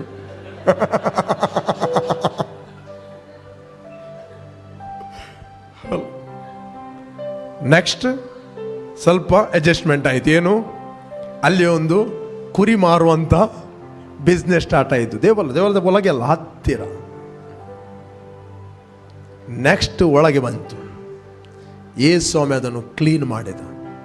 ನೆಕ್ಸ್ಟ್ ಬೈಬಲ್ ಹೇಳ್ತದೆ, ಅನೇಕ ಕುಂಟರು ಕುರುಡರು ಬಂದು ಅಲ್ಲಿ ಸ್ವಸ್ಥತೆ ಹೊಂದಿದರು. ಸ್ಟಿಲ್ ಈ ಕುಂಟ ಇದ್ದ ಅಲ್ಲಿ, ಇವನು ಸ್ವಸ್ಥತೆ ಹೊಂದಲಿಲ್ಲ. ಕೇಳ್ತಾ ಇದ್ದೀರಾ? 40 ವರ್ಷ ಆಲ್ರೆಡಿ ಆಗಿದೆ. ದಿನಾಲು ಅವನು ತರ್ತಾ ಇದ್ದರು. ಯೇಸು ಸ್ವಾಮಿ ಬರುವಾಗ ಕೂಡ ಅವನಿದ್ದ ಅಲ್ಲಿ. ಇವನದು ಬಿಸ್ನೆಸ್ ತಿಕ್ಕಣ ಪೊಡಿಗ ತಿಕ್ಕಡಿ ಎಂಕೆಂಜಿನ ಹೀಲಿಂಗ್. ಕೆಲವರು ಡೂಪ್ಲಿಕೇಟ್ ಕುಂಟರಾಗುವವರು ಕೂಡ ಇದ್ದಾರೆ. ನೀವು ಯೂಟ್ಯೂಬಲ್ಲಿ ಇದರಲ್ಲೆಲ್ಲ ನೋಡಿದರೆ ಕೆಲವರು ಒಂದು ಕಾಲಿಲ್ಲದಾಗಿ ಹೀಗೆ ಮಾಡಾಚಿ ಹೀಗೆಲ್ಲ ಮಾಡಿ ನಾಟಕ ಮಾಡಿ, ಯಾಕೆ? ಭಿಕ್ಷೆ ಬೇಡಲಿಕ್ಕೆ. ಕೆಲವರಿಗೆ ಸ್ವಸ್ಥತೆ ಬೇಡ. ನಾನು ಹೇಳಿದಲ್ಲ, ಒಬ್ಬ ಸಹೋದರರು ಬಾಂಬೆಗೆ ಹೋದರು. ಬಾಂಬೆಗೆ ಹೋದಾಗ, ಅಂಕಲ್ ನಾನು ನಿಮಗೋಸ್ಕರ ಪ್ರಾರ್ಥನೆ ಮಾಡುತ್ತೇನೆ. ಅವರು ಹೇಳಿದ್ರು, ಬೇಡ ಬೇಡ ಬೇಡ ಪ್ರಾರ್ಥನೆ ಬೇಡ ಅಂತ ಹೇಳಿದರು. ಯಾಕೆ ಅಂಕಲ್? ಯೇಸು ಸ್ವಾಮಿ ನಿಮ್ಮನ್ನು ಗುಣಪಡಿಸ್ತಾನೆ, ಪ್ರಾರ್ಥನೆ ಬೇಡ, ನೀನು ಯಾವ ಕೆಲಸಕ್ಕೆ ಬಂದು ಕೂತ್ಕೋ ಹೋಗು. ಅವರು ಕೇಳಿದ್ರು ಮೆಲ್ಲ, ಯಾಕೆ ಅಂಕಲ್, ಏನು ವಿಷಯ? ನೋಡು, ನೀನು ಪ್ರಾರ್ಥನೆ ಮಾಡುವಾಗ ನಾನು ಸ್ವಸ್ಥ ಆಗ್ತೇನೆ ಅಂತ ನನಗೆ ಗೊತ್ತು. ನಾನು ಅಲ್ಲಿ ಮನೆಯಲ್ಲಿ ಒಬ್ಬನೇ ಇರುವುದು. ನನ್ನ ಮಕ್ಕಳು, ನನ್ನ ಸೊಸೆ ಬೇರೆ ಬೇರೆ ಕಡೆಯಲ್ಲಿದ್ದಾರೆ, ಯಾರು ನನ್ನ ನೋಡಲಿಕ್ಕೆ ಬರುವುದಿಲ್ಲ. ಈಗ ನಾನು ಹಾಸ್ಪಿಟಲ್ಲಿದ್ದೇನೆ, ಎಲ್ಲ ರಿಲೇಟಿವ್ಗಳು ಬರ್ತಾ ಇದ್ದಾರೆ, ಅಪ್ಪುಲ್ ತರ್ತಾ ಇದ್ದಾರೆ, ಫ್ರೂಟ್ಸ್ಗಳನ್ನು ತರ್ತಾ ಇದ್ದಾರೆ, ಕ್ಷೇಮ ಸಮಾಚಾರ ಕೇಳ್ತಾ ಇದೆ. ಮನೆಗೆ ಯಾರು ಬರ್ತಾರೆ ಅಲ್ಲಿ? ಇಲ್ಲ, ಅಟ್ಲೀಸ್ಟ್ ಅವರೊಟ್ಟಿಗೆ ಮಾತಾಡ್ಬೋದು, ಕಿಸೆ ಸ್ವಲ್ಪ ತುಂಬುತ್ತದೆ. ಅಲ್ಲಿ ಯಾರಿದ್ದಾರೆ? ಲಿಸನ್, ರಿಲೇಟಿವ್ಗಳು ಒಂದು ದಿನ ಬರ್ಬೋದು, ಕೆಲವರು ಒತ್ತಾಯಕ್ಕೆ ಬರ್ತಾರೆ, ರೈಟ್? ಇಲ್ಲ ಅಂದರೆ ಮಾತೆರಲ ಬತ್ತೆ ರಾಯಂಜಿ ಬತ್ತೆ ಅನ್ನೋದಿಲ್ಲ. ಎಲ್ಲರೂ ಬಂದು ಹೋದ್ರು, ಅವನು ಬಂದನ್ನು ನೋಡಿ ದಾಕ್ಷಿಣಿಗೆ ಬಂದಾದರೂ ಹೋಗ್ತಾರೆ. ಹಿಂದಿನಿಂದ ಹೋಗುವಾಗ ಸರ್ತಾರೆ, ಒಮ್ಮೆ ಪರವಾಗಿ ಬೇಯಪ್ಪ ಸೈಪೆ ನನಗೆ ಗೊತ್ತಾಗ. ನಮಗೆ ಒಂದು ಕಷ್ಟ ಗಡಿಯಲ್ಲಿ ಬರಲಿಕ್ಕೆ, ಮುದುಕನನ್ನು ದೇವರಿಗೆ ಕೊಂಡು ಹೋಗು ಅಂತ ಪ್ರಾರ್ಥನೆ ಮಾಡುವವರಿದ್ದಾರೆ. ಮುದುಕನ ಮುಂದೆ ಮಾತ್ರ ಸ್ಮೈಲ್. ನಾವು ಇಲ್ಲಿ ರಜೆ ಹಾಕ್ಕೊಂಡು, ಕೆಲಸಕ್ಕೆ ರಜೆ ಹಾಕ್ಕೊಂಡು ಇವರನ್ನು ನೋಡಲಿಕ್ಕೆ ಬರಬೇಕು ನಾವು ಅಂತ.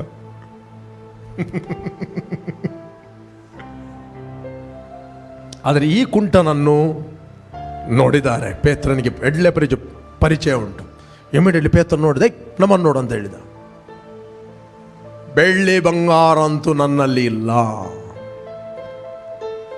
ಕೇಳ್ತಾ ಇದ್ದೀರಾ? ಅವ್ರು ಹೇಳಿದರು, ಬೆಳ್ಳಿ ಬಂಗಾರ ಅಂತೂ ನನ್ನಲ್ಲಿ ಇಲ್ಲ, ನನ್ನಲ್ಲಿ ಏನಿದೆ ಅದನ್ನು ನಾನು ನಿಮಗೆ ಕೊಡ್ತೇನೆ. ನಜರೇತಿನ ಯೇಸುನ ಹೆಸರು. ರೈಟ್? ಹೇಗೆ ಯೂಸ್ ಮಾಡಿದ್ರು ಅವರು? ಹೇಳ್ರಿ, ನಜರೇತಿನ ಯೇಸು. ಇವತ್ತು ಅನೇಕರಿಗೆ ಗೊತ್ತಿಲ್ಲ ನಜರೇತಿನ ಯೇಸು ಯಾಕೆ ಹೇಳುವುದಂತ. ನೀವು ರೆಕಗ್ನೈಸ್ ಮಾಡಿದರೆ ಮಾತ್ರ you will experience power. Praise God. ನೀವು ಗುರುತಿಸಿಕೊಂಡರೆ ಮಾತ್ರ ಅದರ ಹಿಂದೆ ಏನು ಇದೆ ಅಂತ, ಎಷ್ಟು ಪವರ್ ಇದೆ ಅಂತ, ಅದರಿಂದ ನಿಮಗೆ ಬೆನಿಫಿಟ್ ಆಗುತ್ತದೆ. ನಜರೇತಿನ ಯೇಸು ಕ್ರಿಸ್ತನ ಹೆಸರಿನಲ್ಲಿ ಎದ್ದು ನಡೆದಾಡು. ದ ಬೈಬಲ್ ಹೇಳ್ತದೆ, ಅವನ ಬಲಗೈ ಹಿಡಿದು ಅವನನ್ನು ಎತ್ತಿದ್ರು ಅಂತ ಹೇಳ್ತದೆ. ರೈಟ್? ಏನಿದೆ? ಆಗ ಪೇತ್ರನು, ಬೆಳ್ಳಿ ಬಂಗಾರ ಅಂತೂ ನನ್ನಲ್ಲಿಲ್ಲ, ನನ್ನಲ್ಲಿ ಇರುವುದನ್ನು ನಿನಗೆ ಕೊಡುತ್ತೇನೆ, ನಜರೇತಿನ ಯೇಸು ಕ್ರಿಸ್ತನ ಹೆಸರಿನಲ್ಲಿ ಎದ್ದು ನಡೆದಾಡು ಎಂದು ಹೇಳಿ, ನೆಕ್ಸ್ಟ್ ಅವನ ಬಲಗೈ ಹಿಡಿದು ಎತ್ತಿದನು. ಬಲಗೈ ಹಿಡಿದು ಎತ್ತಿದನು. ಅವನು ಕೂಡ ಹೇಳಲಿಲ್ಲ, ಡಾಕ್ಟರ್ ಹೇಳಿದ್ದಾರೆ 3 ತಿಂಗಳು ರೆಸ್ಟ್ ಮಾಡಬೇಕಂತ, ನಾನು 40 ವರ್ಷದಿಂದ ನಡೆಯಲಿಲ್ಲ, ಈಗ ಅಂತ ನಡೆಯುವುದು. ಅವನು ನೆವ ಕೊಡಲಿಲ್ಲ. ಪೇತ್ರ ಮತ್ತು ಯೋಹಾನರಿಗೆ ಆತನು ರೆಸ್ಪಾನ್ಸ್ ಕೊಟ್ಟ. ದೇವಸೇವಕರು ಪ್ರಾರ್ಥನೆ ಮಾಡುತ್ತಿರುವಾಗ the power of god is moving. ಆಗ ನೀವು ಯೇಸುವಿನ ಹೆಸರಿನಲ್ಲಿ ಪ್ರಾರ್ಥನೆ ಮಾಡುವಾಗ ಅದಕ್ಕೆ ಪ್ರತಿಕ್ರಿಯೆ ಕೊಡ್ರಿ. ಒಂದು ವೇಳೆ ನೀವು ಆನ್ಲೈನಲ್ಲಿ ವಾಚ್ ಮಾಡ್ಬೋದು, ಎಲ್ಲಿಂದ ವಾಚ್ ಮಾಡ್ಬೋದು, ಅದಕ್ಕೆ ಪ್ರತಿಕ್ರಿಯೆ ಕೊಡ್ರಿ. ಆ ಕುಂಟನು ಅದಕ್ಕೆ ಪ್ರತಿಕ್ರಿಯೆ ಕೊಟ್ಟ, ಅವನು ಹಾರಿ ನಿಂತು ನಡೆದಾಡಿದನು. Praise God. ಓದಿ 7ನೇ ವಚನ ಓದಿ. ಅವನ ಬಲಗೈ ಹಿಡಿದು ಎತ್ತಿದನು, ಆ ಕ್ಷಣವೇ ಅವನ ಕಾಲುಗಳಿಗೂ ಹರಳುಗಳಿಗೂ ಬಲ ಬಂತು. ಅವನಿಗೆ ಬಲ ಬಂತು ಅಂತ ಹೇಳಲಿಲ್ಲ. ಎಲ್ಲಿ ಬಲ ಬಂತು? And he took him by the right hand and lifted him up, and immediately his feet and ankle bone received strength. Bible ಬರೆಯಲ್ಲ he received strength ಅಂತ ಬರೆಯಲಿಲ್ಲ. his ankle bone received strength. ಅದರರ್ಥ ಹೀಲಿಂಗ್ ಅನ್ನು ನಿಮ್ಮ ದೇಹದ ಯಾವ ಭಾಗಕ್ಕೆ ನೀವು ರಿಸೀವ್ ಮಾಡಬಹುದು? When you response to the name of Jesus. ಕಮರಟಿ, ಯೇಸುವಿನ ಹೆಸರಿನಲ್ಲಿ ಶಕ್ತಿ ಇದೆ. ಹಲ್ಲೆಲೂಯಾ. ಯೇಸುವಿನ ನಾಮದಲ್ಲಿ ದೆವ್ವಗಳು ನಡುಗುತ್ತವೆ. ನಜರೇತಿನ ಯೇಸು ಅಂತ ಹೇಳ್ತಿರುವಾಗ ದೆವ್ವಗಳಿಗೆ ಒಳ್ಳೆಯ ಪರಿಚಯ ಇದೆ. ಯೇಸುವಿನ ಕಾಲದಲ್ಲಿದ್ದ ಯಾವ ದೆವ್ವಗಳು ಅವುಗಳೇ ಈಗ ಇರುವುದು. ಅವರು ರೀಬರ್ತ್ ಮಾಡೋದಿಲ್ಲ, ರೀಪ್ರೊಡಕ್ಷನ್ ಮಾಡೋದಿಲ್ಲ. ಮನುಷ್ಯರಲ್ಲಿ ಬದಲಾಗಿದ್ದಾರೆ ಅಷ್ಟೇ. ಜನರೇಷನ್ ಅವರವರೇ, ಅವರಿಗೆ ಒಳ್ಳೆಯ ಪರಿಚಯ ಇದೆ. ಅದಕ್ಕೆ ಅವರು ಹೇಳ್ತಾರೆ ನೋಡಿ 19ನೇ ಅಧ್ಯಾಯದಲ್ಲಿ, ಸ್ಕೇವ ಎಂಬ ಯಾಜಕನ ಮಕ್ಕಳು, ರೈಟ್, ಪೌಲನ ಕೈಯಲ್ಲಿ ದೇವರು ಮಹತ್ತಾದ ಕಾರ್ಯಗಳನ್ನು ಮಾಡಿದ್ದಾನ. ದ ಬೈಬಲ್ ಹೇಳ್ತದೆ ಪೌಲನ ಕೈಯಿಂದ ಆತನ ಉಡಿ ವಸ್ತ್ರಗಳನ್ನು ಕೊಂಡೋಗಿ ದೆವ್ವ ಹಿಡಿದನ ಮೇಲೆ ಹಾಕಿದರೆ ಅಥವಾ ರೋಗಿಗಳ ಮೇಲೆ ಹಾಕಿದರೆ ಅವರು ಸ್ವಸ್ಥತೆ ಹೊಂದಿದ್ರು ಅಂತ ಬೈಬಲ್ ಹೇಳ್ತದೆ. ಪೌಲನು ಕೊಡಲಿಲ್ಲ ಅದನ್ನು. ನಾನು ಸ್ಟಾಲ್ ಹಾಕಿದ್ದೇನೆ ಉಡಿ ವಸ್ತ್ರದಂತ, ಲಾಸ್ಟ್ ಪ್ರೇಯರ್ ಮುಗಿದ ನಂತರ ನೀವು ಕೊಂಡು ಹೋಗ್ಬೋದು ಅಂತ ಹೇಳಲಿಲ್ಲ. ಹಲ್ಲೆಲೂಯಾ. ಜನರು ಅದನ್ನು ಮಾಡ್ತಾ ಇದ್ದರು. ಅದರ ದೆವ್ವಗಳು ಆ ಅನಾಯಿಂಟಿಂಗ್, ಆ ಗ್ರೇಸನ್ನು ರೆಕಗ್ನೈಸ್ ಮಾಡ್ತಾ ಇದ್ದರು, ಬಿಟ್ಟು ಹೋಗ್ತಾ ಇದ್ದರು. ನ್ಯಾಚುರಲ್ ಮನುಷ್ಯನಿಗೆ ಅದು ಸಾಮಾನ್ಯವಾದ ಒಂದು ಖರ್ಚು. ಇದನ್ನು ಯಾಜಕನ, ಸ್ಕೇವ ಎಂಬ ಯಾಜಕನ ಯಹೂದಿ ಅವರು ನೋಡಿದ್ರು. ಯಾಜಕನ ಮಕ್ಕಳು ಅವರು ಏನು ಮಾಡಿದ್ರು? ಅವರು ಕೂಡ ಕಾಪಿ ಮಾಡಲಿಕ್ಕೆ ಹೋದರು. ಕಾಪಿ ಮಾಡಲಿಕ್ಕೆ ಹೋಗಿ ಒಬ್ಬ ದೆವ್ವ ಹಿಡಿದನ ಮೇಲೆ ಹೇಳಿದರು, ದೆವ್ವವೇ, ಪೌಲನು ಸಾರುವಂತ ಯೇಸುವಿನ ಹೆಸರಿನಲ್ಲಿ ನಿನಗೆ ಅಪ್ಪಣೆ ಕೊಡ್ತಾ ಇದ್ದೇನೆ, ಹೊರಗೆ ಬಾ. ದೆವ್ವ ಹೇಳಿತು, ಯೇಸುವಿನ ಪರಿಚಯ ನಮಗೆ ಒಳ್ಳೆಯದಿದೆ ಅಲ್ಲಿ. ಆದರೆ ದೆವ್ವವು 19ನೇ ಅಧ್ಯಾಯ 15ನೇ ವಚನ, ಆಕ್ಟ್ ಆಫ್ ಅಪೋಸ್ಟಲ್. ಆದರೆ ದೆವ್ವವು ಅವರಲ್ಲಿ ಇಬ್ಬರಿಗೆ, ಯೇಸುವಿನ ಗುರುತು ನನಗೆ ಉಂಟು. ಹೇಳ್ರಿ, ಯೇಸುವಿನ ಗುರುತು. ಹೇಳ್ರಿ, ಯೇಸುವಿನ ಗುರುತು ದೆವ್ವಗಳಿಗೆ ಇದೆ. ಯೇಸುವಿನ ಗುರುತು ನನಗುಂಟು, ಪೌಲನನ್ನು ಬಲ್ಲೆನು, ನೀವಾದರೆ ಯಾರು? ಹಲೋ. ದೆವ್ವಗಳು ಒಳ್ಳೆ ರೆಕಗ್ನೈಸ್ ಮಾಡ್ತವೆ ಯೇಸುವಿನ ಹೆಸರನ್ನು. ಯಾವಾಗ ನೀವು ಯೇಸುವಿನ ರಕ್ಷಕನ ಒಡೆಯನೆಂದು ಅಂಗೀಕಾರ ಮಾಡಿದಿರಿ, ಪ್ರತಿಯೊಬ್ಬ ಬಿಲೀವರಿಗೆ ಯೇಸುವಿನ ಹೆಸರನ್ನು ಉಪಯೋಗಿಸುವಂಥ ಅಧಿಕಾರ ಇದೆ. ಎಲ್ಲರಿಗಿಲ್ಲ. Praise God. ಪುನಃ ಕೇಳ್ತೇನೆ, ಯಾರು ಯೇಸುವನ್ನು ರಕ್ಷಕನ ಒಡೆಯನೆಂದು ಅಂಗೀಕಾರ ಮಾಡಿದ್ದಾರೆ, ಬಿಲೀವ್ ಮಾಡಿದ್ದಾರೆ, ಆ ಪ್ರತಿಯೊಬ್ಬ ವ್ಯಕ್ತಿಗೆ ಯೇಸುವಿನ ಹೆಸರನ್ನು ಉಪಯೋಗಿಸುವಂಥ ಅಧಿಕಾರವಿದೆ. ಹಲ್ಲೆಲೂಯಾ. ಯೇಸು ಕ್ರಿಸ್ತನು ಈ ಲೋಕಕ್ಕೆ ಬಂದಾಗ ಆತನು ಪ್ರಿಯರೇ ತನ್ನ ಮಹಿಮೆಯನ್ನು, ತನ್ನ ದೈವಿಕತೆಯನ್ನು ಎಲ್ಲವನ್ನು ಬಿಟ್ಟು ಆತನು 100% ಮನುಷ್ಯನಾದನು. 100%. ಆತನು ನಮ್ಮ ರಿಪ್ರೆಸೆಂಟೇಟಿವ್ ಆಗಿ ಆತನು ಶಿಲುಬೆಯಲ್ಲಿ ಸತ್ತನು. ನಮ್ಮ ಪಾಪಗಳಿಗೋಸ್ಕರ, ನಿನ್ನ ಪಾಪಗಳಿಗೋಸ್ಕರ ಆತನು ಶಿಲುಬೆಯಲ್ಲಿ ಸತ್ತನು. ಆತನು ನನಗೋಸ್ಕರ ಮತ್ತು ನಿನಗೋಸ್ಕರ ಶಿಲುಬೆಯಲ್ಲಿ ಸತ್ತದ್ದು ಮಾತ್ರ ಅಲ್ಲ, ಆತನು ಹೂಣಲ್ಪಟ್ಟಾಗ ಆತನು ನರಕಕ್ಕೆ ಹೋದನು. ಹುಟ್ಟಿದ ಪ್ರತಿಯೊಬ್ಬ ವ್ಯಕ್ತಿ, ಆದಾಮನಿಂದ ಯಾರೆಲ್ಲ ಹುಟ್ಟಿದ್ದಾರೆ ಅವರು ಒಂದೇ ಪಾತಾಳ, ಇಲ್ಲ ಅಂತ ಹೇಳಿದ್ರೆ ಯಾತನೆಯ ಸ್ಥಳ, ಎರಡರಲ್ಲಿ ಒಂದಕ್ಕೆ ಹೋಗುತ್ತಾರೆ. ಕೇಳ್ತಾ ಇದ್ದೀರಾ? 2 ಸ್ಥಳ, ಯಾತನೆ ಅಥವಾ ಪಾತಾಳ. ನಾವು ನೋಡ್ತೇವೆ, ಯೇಸು ಸ್ವಾಮಿ ಒಂದು ನೋಡಿದ, ಕೇಳಿದ ಒಂದು ವಿಷಯವನ್ನು ಹೇಳಿದ. ಒಬ್ಬ ಶ್ರೀಮಂತ ಮನುಷ್ಯ ಇದ್ದ, ರೈಟ್. ಅವನಿಗೆ ಉತ್ತರ ಕ್ರಿಯೆಗಳಾದವು. ಅವನು ಸತ್ತನು, ಉತ್ತರ ಕ್ರಿಯೆಗಳಾದವು. ದ ಬೈಬಲ್ ಹೇಳ್ತದೆ ಆತನು ಯಾತನೆಯ ಸ್ಥಳಕ್ಕೆ ಹೋದ. ಬಡ ಲಾಜರಸ್ ಇದ್ದ, ಅವನ ಮನೆಯಲ್ಲಿ ಆತನು ವೆಯ್ಟ್ ಮಾಡ್ತಾ ಇದ್ದ. ಅವನು ಮೇಜಿನಿಂದ ಬಿದ್ದಂಥ ಎಂಜಲು ಬ್ರೆಡ್ ತುಂಡುಗಳನ್ನು ತಿಂದಾದರೂ, ರೊಟ್ಟಿ ತುಂಡುಗಳನ್ನು ತಿಂದಾದರೂ ಹೊಟ್ಟೆ ತುಂಬಿಸ್ತಾನಂತ ಕಾಯ್ತಾ ಇದ್ದ.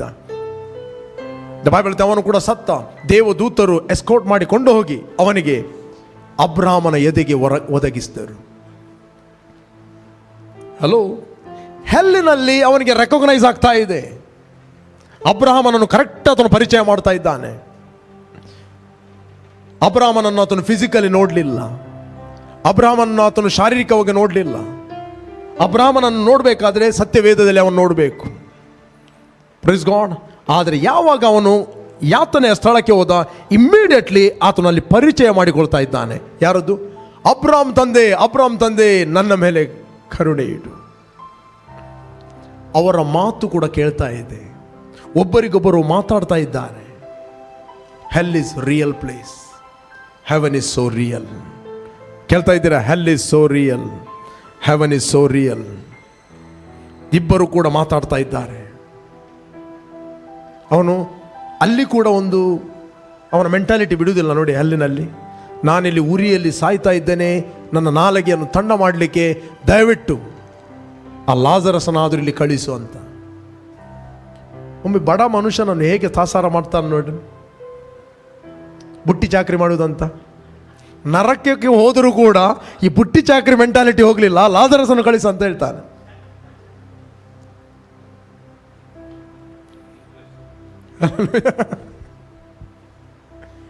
ಬುಟ್ಟಿ ಚಕ್ರಿ ಮೆಂಟಾಲಿಟಿ. ಅಬ್ರಾಹ್ಮನ್ ಹೇಳ್ತಾನೆ, ಕಂದ ನೆನಪು ಮಾಡಿಕೊ, ಎಷ್ಟು ಸುಖವನ್ನು ನೀನು ಅನುಭವಿಸಿದೆ ಭೂಲೋಕದಲ್ಲಿ. ಇಲ್ಲಿ ಅವರು ಅಲ್ಲಿಗೆ ಹೋಗ್ತೇನೆ ಅಂತ ಹೇಳಿದ್ರೆ ಹೋಗಲಿಕ್ಕೆ ಆಗುವುದಿಲ್ಲ. ಅಲ್ಲಿ ಅವರು ಇಲ್ಲಿಗೆ ಬರ್ತೇನೆ ಅಂತ ಹೇಳಿದ್ರೆ ಬರಲಿಕ್ಕೆ ಆಗುವುದಿಲ್ಲ. ನಮ್ಮ ಮತ್ತು ನಿಮ್ಮ ಮಧ್ಯದಲ್ಲಿ ಒಂದು ದೊಡ್ಡ ಕಂದಕ ಇದೆ. Price God, hallelujah. ಅವನು ರಿಕ್ವೆಸ್ಟ್ ಮಾಡ್ತಾನೆ, ಅಬ್ರಾಮ್ ತಂದೆ, ನನ್ನ 5 ಮಂದಿ ಸಹೋದರರಿದ್ದಾರೆ, ಅವರಿಗೆ ಇಲ್ಲಿಗೆ ಬರ್ತಾರೆ. ಹೆಲ್ ಎಂಬುವಂಥದ್ದು ರಿಯಲ್ ಪ್ಲೇಸ್ ಅಂತ. ಆ ಲಾಜರಸನನ್ನು ನನ್ನ ತಂದೆಯ ಮನೆಗೆ ಕಳಿಸು. ಇದು ಕತೆ ಅಲ್ಲ, ಇದು ಸ್ಟೋರಿ ಅಲ್ಲ, ದಿಸ್ ಎ ರಿಯಲ್ ಪ್ಲೇಸ್. ಕಳಿಸು. ಕೇಳ್ತಾ ಇದ್ದೀರಾ? ಅದಕ್ಕೆ ಅಬ್ರಾಹ್ಮನ್ ಹೇಳ್ತಾನೆ, ಅವರು ಮೋಶೆ ಮತ್ತು ಪ್ರವಾದಿಗಳ ಗ್ರಂಥವನ್ನು ನಂಬಿಕೊಂಡು ಇಲ್ಲಿಗೆ ಬರಲಿ. ಹಲೋ, ಒಂದು ವೇಳೆ ಅವರು ಮೋಶೆಯ ಮಾತನ್ನು ಕೇಳದಿದ್ದರೆ, ಸತ್ತವರು ಎದ್ದು ಹೋದರೂ ಕೂಡ ಅವರು ಒಪ್ಪಿಕೊಳ್ಳುವುದಿಲ್ಲ. ಬೈಬಲಲ್ಲಿ ಏನು ಬರೆಯಲ್ಪಟ್ಟಿದೆ ಅದು ಯೇಸು ಸ್ವಾಮಿ ನಮ್ಮ ಹತ್ರ ಮಾತಾಡುವಂಥದ್ದು. ಸತ್ಯವೇದದಲ್ಲಿ ಏನು ಬರೆಯಲ್ಪಟ್ಟಿದೆ ದೇವರು ನಮ್ಮ ಹತ್ರ ಮಾತಾಡುವಂಥದ್ದು. ಸತ್ಯವೇದ ಏನು ಇದೆ ಅಂತ ಹೇಳ್ತದೆ ಅದು 100% ಸತ್ಯ. ಎಷ್ಟು ಮಂದಿ ನೀವು ಅಮೆರಿಕ ನೋಡಿದ್ದೀರಿ?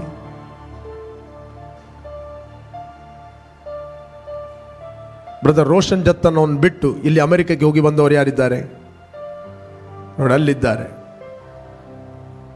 ನಾನು ಅಮೆರಿಕಕ್ಕೆ ಹೋಗಲಿಲ್ಲ, ಸ್ಟಿಲ್ ಅಮೆರಿಕ ಇದೆ ತಾನೆ, ಹೋಗಿದ್ದರು ಇದೆ ತಾನೆ.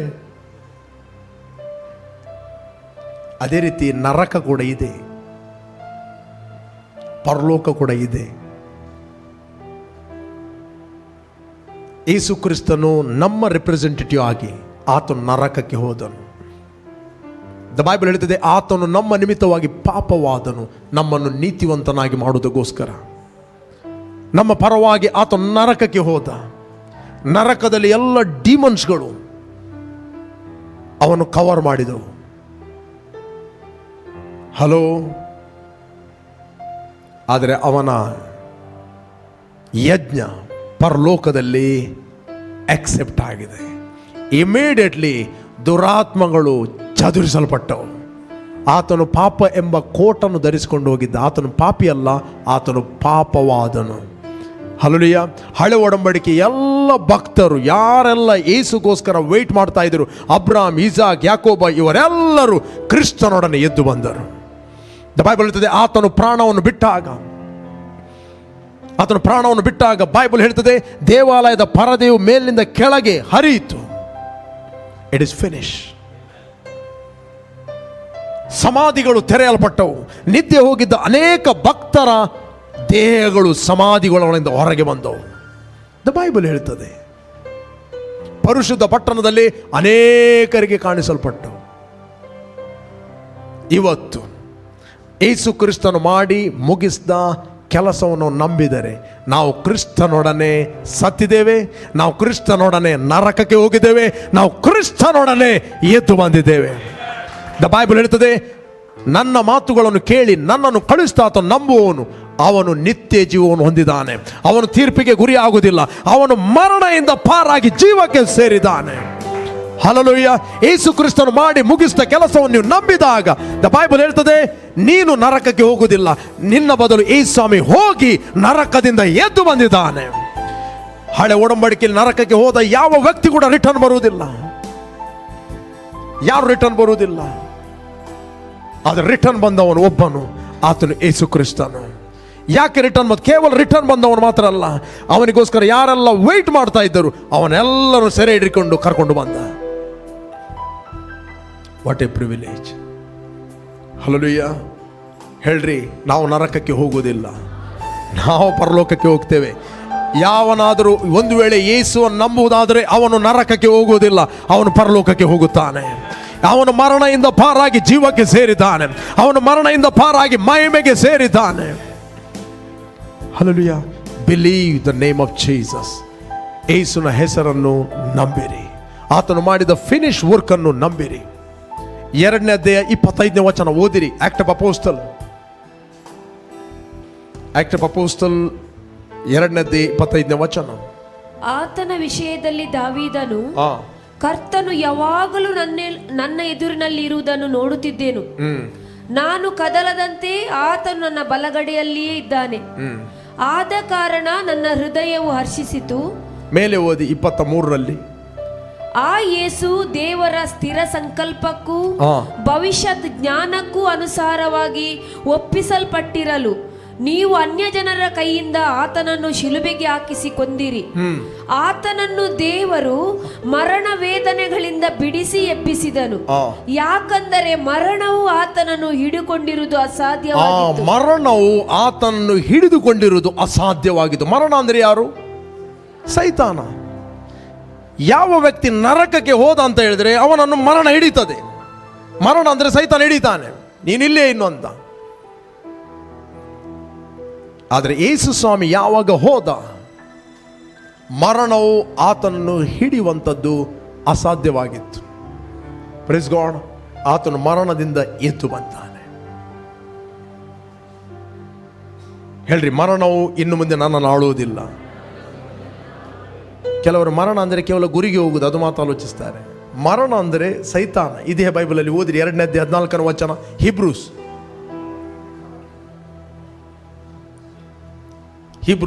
ಕ್ವಿಕ್.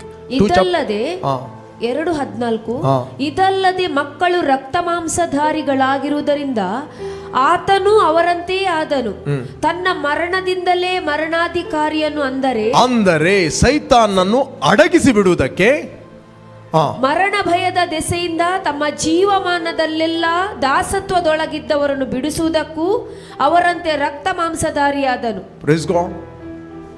ಮರಣವು ಯೇಸುವನ್ನು ಹಿಡಿಲಿಕ್ಕೆ ಆಗಲಿಲ್ಲ. ದ ಸ್ಪಿರಿಟ್ ಆಫ್ ಡೆತ್, ಮರಣದ ಅಧಿಕಾರಿ. ಹಲ್ಲೆಲೂಯಾ. ಎಲ್ಲ ಮನುಷ್ಯರಿಗೆ ದ ಬೈಬಲ್ ಹೇಳ್ತದೆ ಒಂದೇ ಸಾರಿ ಸಾಯಲು ಮತ್ತು ನ್ಯಾಯ ತೀರ್ಪು, ಜಡ್ಜ್ಮೆಂಟ್. ಓದಿರಿ. Praise God. ನಾನು ಫುಲ್ ಬಿಡಿಸ್ತಿಲ್ಲ, ಲಾಸ್ಟ್ ಪಾರ್ಟ್ ಬಿಡಿಸ್ತೇನೆ. 26ನೇ ವಚನ, 12ನೇ ಅಧ್ಯಾಯ 26, ಹಿಬ್ರೂಸ್. ಆತನ ಧ್ವನಿಯು ಆ ಕಾಲದಲ್ಲಿ ಭೂಮಿಯನ್ನು ಕದಲಿಸಿತು. ಈಗಲಾದರೂ ಆತನು 9:26 ಸಾರಿ. ಓಕೆ. ಆತನು ಲೋಕಾದಿಯಿಂದ ಎಷ್ಟೋ ಸಾರಿ ಬಾಧೆಪಟ್ಟು ಸಾಯಬೇಕಾಗಿತ್ತು. ಆದರೆ ಒಂದೇ ಸಾರಿ ಯುಗಗಳ ಸಮಾಪ್ತಿಯಲ್ಲೇ ಆತನು ಪಾಪ ನಿವಾರಣೆ ಮಾಡಬೇಕೆಂಬ ಉದ್ದೇಶದಿಂದ ತನ್ನನ್ನು ಯಜ್ಞ ಮಾಡಿಕೊಳ್ಳುವವನಾಗಿ ಪ್ರತ್ಯಕ್ಷನಾದನು. ಒಂದೇ ಸಾರಿ ಸಾಯುವುದು, ಆಮೇಲೆ ನ್ಯಾಯ ತೀರ್ಪು ಮನುಷ್ಯರಿಗೆ ಹೇಗೆ ನ್ಯಾಯ ತೀರ್ಪು ಪ್ರತಿಯೊಬ್ಬ ವ್ಯಕ್ತಿಗೆ ಒಂದೇ ಸಾರಿ ಸಾಯಲು ಮತ್ತು ನ್ಯಾಯ ತೀರ್ಪು ಹೇಗೆ ನೇಮಕವಾಗಿದೆಯೋ ಹಾಗೆಯೇ ಕಮನ್ ಹೇಳ್ರಿ, ಹಾಗೆಯೇ ಕ್ರಿಸ್ತನು ಸಹ ಬಹುಜನರ ಪಾಪಗಳನ್ನು ಹೊತ್ತುಕೊಂಡು ಹೋಗುವುದಕ್ಕೋಸ್ಕರ ಒಂದೇ ಸಾರಿ ಸಮರ್ಪಿತನಾದನು. ನನ್ನ ಮಾತುಗಳನ್ನು ಕೇಳಿ ನನ್ನನ್ನು ಕಳಿಸಿದ ಆತನು ನಂಬುವವನು, ಆತನು ನಿತ್ಯ ಜೀವವನ್ನು ಹೊಂದಿದ್ದಾನೆ. ಅವನು ತೀರ್ಪಿಗೆ ಗುರಿಯಾಗುವುದಿಲ್ಲ. ಅವನು ಮರಣದಿಂದ ಪಾರಾಗಿ, ದ ಸ್ಪಿರಿಚುವಲ್ ಡೆತ್ನಿಂದ ಪಾರಾಗಿ ಅವನು ಜೀವಕ್ಕೆ ಸೇರಿದ್ದಾನೆ. ಹಲ್ಲೆಲೂಯಾ. ಯಾಕಂದರೆ ಎಲ್ಲ ಮನುಷ್ಯರಿಗೋಸ್ಕರ ಆತನು ಸತ್ತಿದ್ದಾನೆ. ಆತನು ಸಾಯುವಾಗ ಕ್ರಿಸ್ತನಲ್ಲಿ ನೀನು ಕೂಡ ಸತ್ತಿದೆ. ಆತನು ಹೂಣಲ್ಪಟ್ಟಾಗ ನೀನು ಕೂಡ ಹೂಣಲ್ಪಟ್ಟಿದೆ. ಆತನು ಎದ್ದು ಬಂದಾಗ ನೀನು ಕೂಡ ಕ್ರಿಸ್ತನಲ್ಲಿ ಎದ್ದು ಬಂದಿದೆ. ಹಲ್ಲೆಲೂಯಾ. ಕಮಾನ್ ಹೇಳ್ರಿ, ಮರಣವು ನನ್ನನ್ನು ಆಳುವುದಿಲ್ಲ, ಮರಣವು ನನ್ನನ್ನು ಆಳುವುದಿಲ್ಲ. ಹಲ್ಲೆಲೂಯಾ. ರೋಗವು ನನ್ನನ್ನು ಆಳುವುದಿಲ್ಲ, ವ್ಯಾಧಿಯು ನನ್ನನ್ನು ಆಳುವುದಿಲ್ಲ, ಸಮಸ್ಯೆಯು ನನ್ನ ಆಳುವುದಿಲ್ಲ. In the name of Jesus ಹೇಳ್ರಿ, ಯಾವ ವ್ಯಾಧಿಯು, ಯಾವ ಕ್ಯಾನ್ಸರ್ ಯೇಸುವಿನ ನಾಮದಲ್ಲಿ ನನ್ನನ್ನು ಆಳಲಾಗುವುದಿಲ್ಲ. ಅದು ಇಲೀಗಲ್ ಆಗಿದೆ. ನನಗೆ ಕ್ರಿಸ್ತನಲ್ಲಿ ಬಿಡುಗಡೆ ಆಯಿತು. ಹಲ್ಲೆಲೂಯಾ. ಯಾವಾಗ ಈ ಟ್ರುತ್ ನಿಮಗೆ ಓಪನ್ ಆಗುತ್ತದೆ, then you will understand the power of the name of Jesus. Hallelujah. ಇಲ್ಲ ಅಂತ ಹೇಳಿದ್ರೆ ಯೇಸುವಿನ ಹೆಸರನ್ನು ಗಾಡಿಯ ಮೇಲೆ ಹಾಕ್ತೀರಿ, ಮನೆಯ ಡೋರ್ ಪೋಸ್ಟ್ನ ಮೇಲೆ ಹಾಕ್ತೀರಿ, ನೇಮ್ ಆಫ್ ಜೀಸಸ್ ಅಂತ. ಅದು ಹೇಗೆ ಆಗ್ತದೆ ಗೊತ್ತುಂಟಾ? ಬಂದೂಕಿನ ಪಿಕ್ಚರ್ ಅನ್ನು ನೀವು ಗಾಡಿಯ ಮೇಲೆ ಹಾಕಿದ ಹಾಗೆ. ಯೇಸುವಿನ ಹೆಸರಿನಲ್ಲಿ ಪವರ್ ರಿಲೀಸ್ ಆಗುವುದು ಯಾವಾಗ ನೀವು ಆ ಹೆಸರನ್ನು ಅಂಡರ್ಸ್ಟ್ಯಾಂಡ್ ಮಾಡ್ತೀರಿ, ಯಾವಾಗ ನೀವು ಮಾತಾಡುತ್ತೀರಿ. ಇವನ್ ಸ್ಕೇವ ಎಂಬ ಯಾಜಕನ ಮಕ್ಕಳು ಕೂಡ ಯೇಸುವಿನ ಹೆಸರನ್ನು ಯೂಸ್ ಮಾಡಿದ್ರು, ಏನಾಗಲಿಲ್ಲ. Praise God. Number 1, born again ಆದ ಪ್ರತಿಯೊಬ್ಬ ವಿಶ್ವಾಸಿಗೆ ಆ ಹೆಸರನ್ನು ಯೂಸ್ ಮಾಡಬಹುದು. ಅದಕ್ಕೆ ಯೇಸು ಹೇಳಿದ, ನಂಬುವವರಿಂದ ಈ ಸೂಚಕರೆಗಳುಂಟಾಗು. Praise God. He is a normal believer. Normal believer ಅಂದರೆ ಯಾರು? ಬೆಳಿಗ್ಗೆ ಇದು ನನ್ನದು ಲೈಫ್ ನಾರ್ಮಲ್ ಪಾಸ್ಟರ್ ಅಂದರೆ ನ್ಯಾಚುರಲ್ ನಾರ್ಮಲ್ ಅಂತ ಹೇಳಿದರೆ, ಬೆಳಿಗ್ಗೆ ಹೇಳ್ತೀರಿ, ಬ್ರಷ್ ಮಾಡ್ತೀರಿ, ಸ್ನಾನ ಮಾಡ್ತೀರಿ, ಸಂಜೆ ಸ್ನಾನ ಮಾಡ್ತೀರಿ, ಮುಖ ತೊಳಿತೀರಿ, ನಾರ್ಮಲ್ ರೈಟ್. ಬೆಳಿಗ್ಗೆ ಎದ್ದು ಬ್ರಷ್ ಮಾಡೋದಿಲ್ಲ, ಮಲಗುವಾಗ ಸ್ನಾನ ಮಾಡೋದಿಲ್ಲ, ಏನೋ ಅಬ್ನಾರ್ಮಲ್ ಇದೆ ಅಂತ ಹೇಳ್ತೀರಿ, ರೈಟ್. ನಾರ್ಮಲ್ ಕ್ರೈಸ್ತತ್ವ ಅಂತ ಹೇಳಿದ್ರೆ, ನಂಬುವವರಿಂದ ಈ ಸೂಚಕ ಕಾರ್ಯಗಳುಂಟಾಗು, ನನ್ನ ಹೆಸರು ಹೇಳಿ ದೆವ್ವಗಳನ್ನು ಹೊರಗೆ ಹಾಕುವರು. ಹೇಳ್ರಿ, ದೆವ್ವಗಳನ್ನು ಹೊರಗೆ ಹಾಕೋರು. ಪಾಸ್ಟ್ರೆ, ನಮ್ಮ ಮನೆಯ ಸುತ್ತಲೂ ಏನೋ ತಿರುಗುತ್ತಾ ಇದೆ, ರಿಲ್ಯಾಕ್ಸ್. ಹೇಳ್ರಿ, ನಜರೇತಿನ ಯೇಸು ನಾಮದಲ್ಲಿ ಇಲ್ಲಿ ನನ್ನ ಅಧಿಕಾರ ನಡೆಯುತ್ತದೆ, ದೆವ್ವಗಳ ಅಧಿಕಾರ ನಡೆಯುವುದಿಲ್ಲ. Get out in the name of Jesus. Simple. Yesu ಹೇಳಿದ, ಯಾರಿಂದ ಆಗ್ತದೆ? ಅಪೋಸ್ತಲರಿಂದ ಆಗ್ತಂತ ಹೇಳಿಲ್ಲ, ನಂಬುವವರಿಂದ. ಹೇಳ್ರಿ, ನಾನು ನಂಬುವನಾಗಿದ್ದೇನೆ. ಏನನ್ನು ನಂಬುತ್ತಿ? ಹೇಳ್ರಿ, ವಾಕ್ಯವನ್ನು ನಂಬುತ್ತೇನೆ. ನಂಬುವುದೇನು? ಯೇಸುವಿನ ಹೆಸರಿನಲ್ಲಿ ಶಕ್ತಿ ಇದೆ. ಯೇಸುವಿನ ಹೆಸರಿಗೆ ಇಡೀ ಪರಲೋಕ ಬ್ಯಾಕಪ್ ಮಾಡ್ತಾ ಇದೆ, ಏಂಜಲ್ಸ್ಗಳು ಬ್ಯಾಕಪ್ ಮಾಡ್ತಾ ಇದೆ. ಯೇಸು ಭೂಲೋಕದಲ್ಲಿ ಇರುವಾಗ ಅವನಿಗೆ ಒಂದು ಲಿಮಿಟೇಷನ್ ಇತ್ತು. Praise God. ಆತನು ಯಾವತ್ತೂ ಇಸ್ರಾಯೇಲನ್ನು ಬಿಟ್ಟು ಹೊರಗೆ ಹೋಗಲಿಲ್ಲ. Praise God. ಆತನು ಲಾದ ಅಂಡರಲ್ಲಿದ್ದ. ಯಾವಾಗ ಆತನು ಪುನರುತ್ಥಾನ ಆದ, ಭೂಲೋಕದಲ್ಲಿಯೂ ಪರಲೋಕದಲ್ಲಿಯೂ ಎಲ್ಲ ಅಧಿಕಾರ ನನಗೆ ಕೊಡಲ್ಪಟ್ಟಿದೆ. Price God. ಆದ್ದರಿಂದ ನೀವು ಹೊರಟು ಹೋಗಿ. ಹಲ್ಲೆಲೂಯಾ. ಯೇಸು ಹೇಳಿದ, ಪ್ರತಿಯೊಬ್ಬ ವಿಶ್ವಾಸಿಗೆ ಕೊಟ್ಟಿದ್ದಾನೆ. You can use that name ಆ ಹೆಸರನ್ನು ನೀವು ಪ್ರಾರ್ಥನೆಯಲ್ಲಿ ಯೂಸ್ ಮಾಡ್ಬೋದು, ಆ ಹೆಸರನ್ನು ಆರಾಧನೆಯಲ್ಲಿ ಯೂಸ್ ಮಾಡ್ಬೋದು, ಆ ಹೆಸರನ್ನು ರೋಗಿಗಳಿಗೆ ಪ್ರಾರ್ಥನೆ ಮಾಡುವಾಗ ಯೂಸ್ ಮಾಡ್ಬೋದು. ನನ್ನ ಹೆಸರು ಹೇಳಿ ರೋಗಿಗಳ ಮೇಲೆ ಕೈ ಇಟ್ಟಾಗ ಅವರು ಸ್ವಸ್ಥತೆ ಹೊಂದುತ್ತಾರೆ. ದೆವ್ವಗಳನ್ನು ನೀವು ಹೊರಗೆ ಹಾಕುತ್ತೀರಿ. ನೀವು ಹೊಸ ಭಾಷೆಗಳನ್ನು ಮಾತಾಡುತ್ತೀರಿ. You will speak new tongue. First new tongue ಅಂದರೆ ಏನು? ಅನ್ಯ ಭಾಷೆಯನ್ನು, ಹೊಸ ಭಾಷೆ. ಫಾರ್ ಎಕ್ಸಾಂಪಲ್, ಈ ಸ್ವಾಮಿ ಲಾಜರಸನ್ನು ಸತ್ತಿದ್ದಾನೆ, ರೈಟ್? ಲಾಜರಸನ್ನು ಸತ್ತಿದ್ದಾನೆ. ಶಿಷ್ಯರ ಹತ್ರ ಹೇಳಿದ, ನಾವು ಲಾಜರಸನ್ನು ಎಬ್ಬಿಸ್ಲಿಕ್ಕಿದೆ, ಅವನು ನಿದ್ರೆ ಮಾಡ್ತಾ ಇದ್ದಾನೆ ಅಂತ ಹೇಳಿದ. ಶಿಷ್ಯರೆಲ್ಲ ಹೇಳಿದ್ವಿ, ಎಂತ ಮಾತಾಡ್ತೀವಿ ಸ್ವಾಮಿ ನೀನು? ನಿದ್ರೆ ಮಾಡಿದರೆ ನಾವು ಯಾಕೆ ಹೋಗಬೇಕು? ಅವನ ಮಾರ್ತ ಮತ್ತು ಮರಿಯಳು ಎಬ್ಬಿಸ್ತಿಲ್ವನು ಅಲ್ಲಿ? ಅದಕ್ಕೆ ಬೈಬಲ್ ಇದೆ, ಯೇಸು ಸ್ವಾಮಿ ಸ್ಪಷ್ಟವಾಗಿ ಮಾತಾಡಿದನು, ಲಾಜರಸನ್ನು ಸತ್ತಿದ್ದಾನೆ. ಲಾಜರಸನ್ನು ಮಲಗಿದ್ದಾನೆ. That is a new tongue, that is a faith tongue. Realm of the spirit ಅಲ್ಲಿ ಇರುವ ಭಾಷೆ ಅದು. Praise God. ಯೇಸು ಸ್ವಾಮಿ ಸ್ಪಷ್ಟವಾಗಿ ಮಾತಾಡಿದನು. ಹಲ್ಲೆಲೂಯಾ. ಅದರಿಂದ if you are not accepted Jesus, already ಸಮಯ ಆಯಿತು. ಯಾರು ನೀವು ಆನ್ಲೈನಲ್ಲಿ ವಾಚ್ ಮಾಡ್ತಾ ಇದ್ದೀರಿ, ಒಂದು ವೇಳೆ ನೀವು ಯಾರು ಯೇಸುವನ್ನು ಅಂಗೀಕಾರ ಮಾಡಿದರೆ, this the right time. Call Jesus in your heart. Salvation is the greatest gift. Yesu ಕ್ರಿಸ್ತನು ನಿನಗೋಸ್ಕರ ಶಿಲುಬೆಯಲ್ಲಿ ಸತ್ತಿದ್ದಾನೆ, ರಕ್ತವನ್ನು ಸುರಿಸಿದ್ದಾನೆ, ಹೂಣಲ್ಪಟ್ಟಿದ್ದಾನೆ, ನರಕಕ್ಕೆ ಹೋಗಿದ್ದಾನೆ. ಆತನು ಪುನರುತ್ಥನಾಗಿದ್ದಾನೆ. ಒಂದು ವೇಳೆ ದೇವರು ಕ್ರಿಸ್ತನಲ್ಲಿ ಮಾಡಿ ಮುಗಿಸಿದ ಕೆಲಸವನ್ನು ನೀವು ನಂಬಿದರೆ, ನೀನು ಮರಣದಿಂದ ಪಾರಾಗಿ ಜೀವಕ್ಕೆ ಸೇರಿದೆ. ನಿನಗೆ ತೀರ್ಪು ಇಲ್ಲ, ಆ ಫೈನಲ್ ಜಡ್ಜ್ಮೆಂಟ್. ಅದರಿಂದ ನೀನು ಬಿಡುಗಡೆ ಆಗಿದ್ದಿ. Praise God. ನಾನು ನಿಮಗೆ ಪ್ರಾರ್ಥನೆಯಲ್ಲಿ ಲೀಡ್ ಮಾಡ್ತೇನೆ. ಎಲ್ಲರೂ ನಾವು ದೇವರ ಸನ್ನಿಧಾನ ನಿಂತ್ಕೊಳ್ಳುವ. Come on, let's thank you Jesus. Lord, we worship you and glorify your name. ಭೂಮಿ ಆಕಾಶಗಳನ್ನು ಉಂಟು ಮಾಡಿದ ದೇವರೇ, ನಿನ್ನ ಮೇಲೆ ಎಷ್ಟೋ ಪ್ರೀತಿಯನ್ನು ಮಾಡಿ ನಿನ್ನ ಒಬ್ಬನೇ ಮಗನಾದ ಯೇಸು ಕ್ರಿಸ್ತನು ನನಗೋಸ್ಕರ ನೀನು ಕಳಿಸ್ತಿ. ಆತ ನನಗೋಸ್ಕರ ಶಿಲುಬೆಯಲ್ಲಿ ಸತ್ತು, ರಕ್ತವನ್ನು ಸುರಿಸಿ, ಹೂಣಲ್ಪಟ್ಟು, ಮೂರನೇ ದಿನ ಆತನು ಸತ್ತವರ ಒಳಗಿಂದ ಎದ್ದು ಬಂದಿದ್ದಾನೆಂದು ನಾನು ನನ್ನ ಹೃದಯದಲ್ಲಿ ನಂಬುತ್ತೇನೆ ಮತ್ತು ಬಾಯಿಂದ ಅರಿಕೆ ಮಾಡುತ್ತೇನೆ, ಯೇಸುವೇ ನನ್ನ ಕರ್ತನೆ ಅಂತ. ತಂದೆ, ಯೇಸುವಿನ ರಕ್ತದ ಮೂಲಕ ನನ್ನೆಲ್ಲ ಪಾಪಗಳನ್ನು ನೀನು ಕ್ಷಮಿಸು. Thank you Holy Spirit. ನಾನು ನಂಬುತ್ತೇನೆ ನನಗೆ ಬಿಡುಗಡೆ ಆಯಿತು.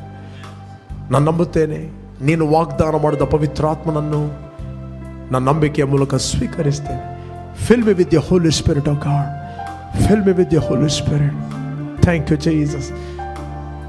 ಯಾರು ನೀವು ಎಲ್ಲಿಂದ ವಾಚ್ ಮಾಡ್ತಾ ಇದ್ದೀರಿ, just receive the Holy Spirit. Be filled with the Holy Spirit in the name of Jesus. In the name of Jesus. ಎಲ್ಲ ವಿಕೆಡ್ ಕೌನ್ಸಿಲ್ಗಳು ಇವರ ಜೀವಿತದಲ್ಲಿ ಮುರಿಯಲ್ಪಡಲಿ. ಸರಿಯಾದ ವ್ಯಕ್ತಿಗಳು ಸರಿಯಾದ ಸಮಯದಲ್ಲಿ ಇವರಿಗೆ ಕನೆಕ್ಟ್ ಆಗಲಿ, ಗೈಡ್ ಮಾಡಲಿ. ಇವರು ಫಲಭರಿತರಾಗಲಿ. ದೇವರ ರಾಜ್ಯದಲ್ಲಿ ಇವರು ಪ್ರಜ್ವಲಿಸಲಿ. Thank you Lord, anointing and grace of God. ಕರ್ತನೇ, ಯಾರು ವಾಕ್ಯವನ್ನು ಕೇಳಿದ್ದಾರೆ ಆ ವಾಕ್ಯಗಳು ಅವರಿಗೆ ನೆನಪಿಗೆ ಬರಲಿ. ಹೋಗುವಾಗ ಬರುವಾಗ ಆ ವಾಕ್ಯಗಳು ಪವಿತ್ರಾತ್ಮನ ಮೂಲಕ ನೀನು ನೆನಪಿಗೆ ತರುತ್ತೆ. ಅದಕ್ಕೋಸ್ಕರ ಸ್ತೋತ್ರವನ್ನು ಸಲ್ಲಿಸ್ತಾ ಇದ್ದೇನೆ. Thank you Holy Spirit. ಕರ್ತನೇ, ಈ ಕೇಳಿದ ಪ್ರತಿಯೊಂದು ಮಾತುಗಳನ್ನು ಇತರರಿಗೆ ಹೇಳಲು ಶಕ್ತರಾಗುವಂತೆ ನಿನ್ನ ಆತ್ಮನ ಮೂಲಕ ನೀನು ನಡೆಸಬೇಕಾಗಿ ನಾವು ಪ್ರಾರ್ಥಿಸ್ತಾ ಇದ್ದೇನೆ. Thank you Holy Spirit. ತಂದೆ, ಎಲ್ಲ ಮಹಿಮೆಯನ್ನು ನಾವು ನಿನಗೆ ಸಲ್ಲಿಸ್ತಾ ಇದ್ದೇವೆ ಯೇಸು ನಾಮದಲ್ಲಿ ತಂದೆ. Amen, amen, amen, amen.